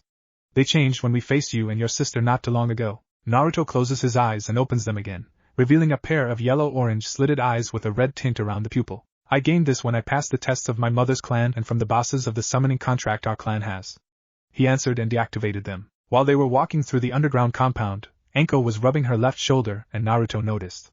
So that snake left his mark on her too, eh? I can get rid of it since it's weaker than Sasuke's version. I'll ask her later if she wants it removed. He thought and spoke up. Your neck bothering you? He asks and she nods. Yeah. That stupid snake's hickey is bugging me. I swear when I see that bastard I'm gonna mount his head on my wall. Right after I skin him alive and castrate the fucker, she muttered while Naruto smirks. It seems that I'm not the only one who wants to hunt that snake. He is on my top list along with the Uchiha brat and Akatsuki, Naruto replies while Anko looks back at him. Do you actually think you can beat Orochimaru? The guy's a Sannin for crying out loud and managed to kill the Sandame and Yandame Kazekage, she states while Naruto scoffs. Only by mere luck. Orochimaru beat the old monkey because he was old. If he was 10 years younger then Orochimaru would have had his ass handed to him. The Yandame Kazekage was an arrogant and stupid fool for trusting Orochimaru and paid for it with his life. While Orochimaru is strong, he acts like a snake. He waits for his prey to let its guard down and strikes without warning. Plus, from the way he fights, his style is based more on ambushing the opponent than doing a frontal assault, he stated while the snake mistress gawks. Still, do you honestly think you can beat a guy like Orochi-team? She asks with a skeptic look on her face. Considering the fact that he's arrogant and doesn't have the guts to face someone stronger than him, yes, I can beat him, he says and smiles a predatory smile. Besides, I'm pretty sure you'd like to see his head mounted on a wall and displayed as a trophy. he said while a smirk appears on her face. That smile suits you, Gaki. You sure I'm not rubbing off on you? She asked in a teasing manner while he snorted. Please. More like my roommate rubbed off on me, he muttered, and he swore that Benheim was grinning like crazy while wagging her tails in his mindscape. Anko blinks a couple of times and shrugs. Whatever. So what else do you have to do around here besides train and hunt? She asks. Aside from that and traveling around the countries and gaining bounties, nothing. I've been to almost everywhere in the elemental nations, so there's not much to do except visit some friends I made and take job offers from daimyos and company owners. Heck, they even offered me their daughter's hands in marriage as payment, and I kindly declined, but let's just say said daughters woke up happy the next day, he said, wiggling his eyebrows, and Anko gawked. You mean to tell me that you damn Gaki you must have balls of steel to screw their daughters behind their backs? She said with a cheeky grin on her face. Naruto looks at her but then smirks. I didn't. They offered themselves as payment with their fathers agreeing to it, he said, causing her to face fault but get up with a blush on her face. What? Anko's voice echoed through the labyrinth. Kasumi was helping Yugao using physical therapy by helping her stretch, and Kurenai was doing the same with Hana until they heard the yell and the red-eyed beauty sighed. Why can't she ever be silent for once? Kurenai mumbled while Kasumi giggled. That's nothing. You should see Naruto and I and Tusan go at it. Their voices could wake the dead and kill them again, she said. Yugao smiled and Hana giggled. The Inuzuka heiress noticed a red tattoo with a yellow outline on her shoulder and spoke up. Hey Kasumi, is that a tattoo on your shoulder? She asks, getting the other's attention. Kasumi blinks and looks at her shoulder. Yeah, but it's more like a tribal marking than a tattoo, she said. Can we see it? Yugago asks, and the girl nods. Kasumi then turns around and grabs the back of her shirt and lifts it, revealing 3 red marks which ended diagonally at the end of the right side of her torso. They also noticed some faded scars on her back and torso area. Hana's eyes widen as she looked at the tattoo. Does this represent your rite of passage, Kasumi? She asks. The redhead turns her head and nods while pulling her shirt down. Yes, it does. It's a symbol in the Uzumaki clan that states that I am an adult in the eyes of my clan. Naruto and I has one also, but his is a different color, she explained. We gained this by passing the clan test. It's not easy, and doing it can cost you your life. Most of our clansmen died trying to pass this test, she explained, getting wide eyes from them. And those faded scars? Are they proof of your test? Kurenai asked, getting a nod from the girl. Yes, most of them are from the test, but the rest are from hunting, she said. No kidding, said a masculine voice behind Kurenai. The Genjutsu mistress jumped back and turned around only to see Naruto with Anko standing beside the blonde hunter. Please don't do that, she said, getting a raised eyebrow from the blonde hunter. Don't do what? He asks, making her brow twitch. Appearing and disappearing out of nowhere.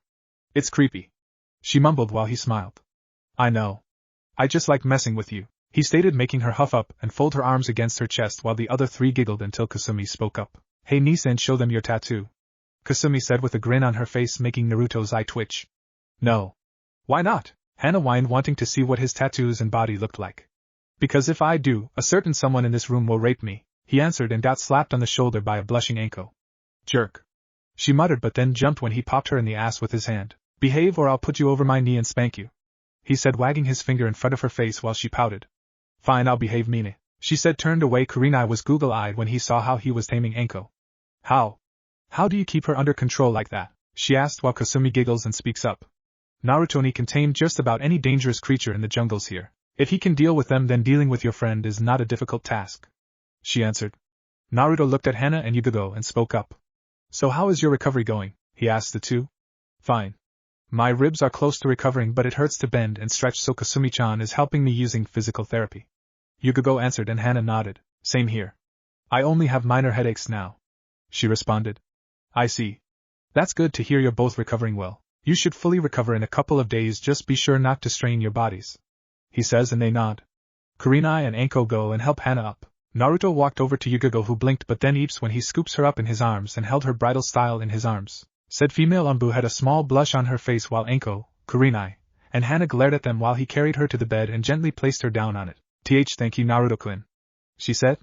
No problem, Yugago-chan, he said while Hanwon leaped onto the bed and curled up into Yugago's lap and yawned. Naruto blinks and looks at the ferret. Hanwon, where have you been? He asks.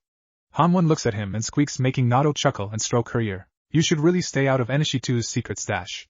He'll turn you into a scarf or pelt if he catches you, he says, until they hear a loud voice. Damn it, Naruto, keep that weasel out of my jerky stash or I'll turn her into a scarf. The silver-haired merc yelled, making Naruto and Kasumi snicker. Honestly, Tusan should know he can't hide anything from Hanwon. She can find and steal anything she can get her paws on. the redhead said while Naruto went over to carry a blushing Hana over to her bed and gently placed her down while Anko and Kurenai fumed for a while. "Ano Naruto-kun?" Hana says, and Naruto looks at her. "Yes?" he asks. "Do you think it'll be possible for you to send a letter to my Ka-san about my well-being? I'm pretty sure she's worried sick about me." She asks while Naruto thinks about it, and nods. "Sure, I'll send her one via summon. It's the least I can do since your mom let me hide in the cabins near your clan's compound when I was younger," he said, getting a smile from her. "Thanks, Naruto-kun," she says, and he smiles back. "You're welcome," he says, and walks over to the table and pulls out a small scroll with an ink brush and ink, opens it, and starts to write in it. A few seconds later he seals it back up, bites his thumb and places it on the ground. "Kuchiyoshi," he says, and in a puff of smoke, a green and yellow monitor lizard with yellow slitted eyes appeared. "You summoned me, Naruto-sama?" the lizard asks, and the blonde nods. "Yes, I need you to take a whiff of the girl with the tattoos on her face's scent, and take this letter to Konoha to Utsum Inuzuka," he orders, and holds the small scroll in front of the monitor's face. Said reptile grabbed the scroll and swallows it before dispersing. "Well then, I think I'll go visit Gaara and see what he's been up to," he says, making the four females blink in confusion. "Gaara? The Godame Kazakage?" Kurenai asks, and Naruto nods.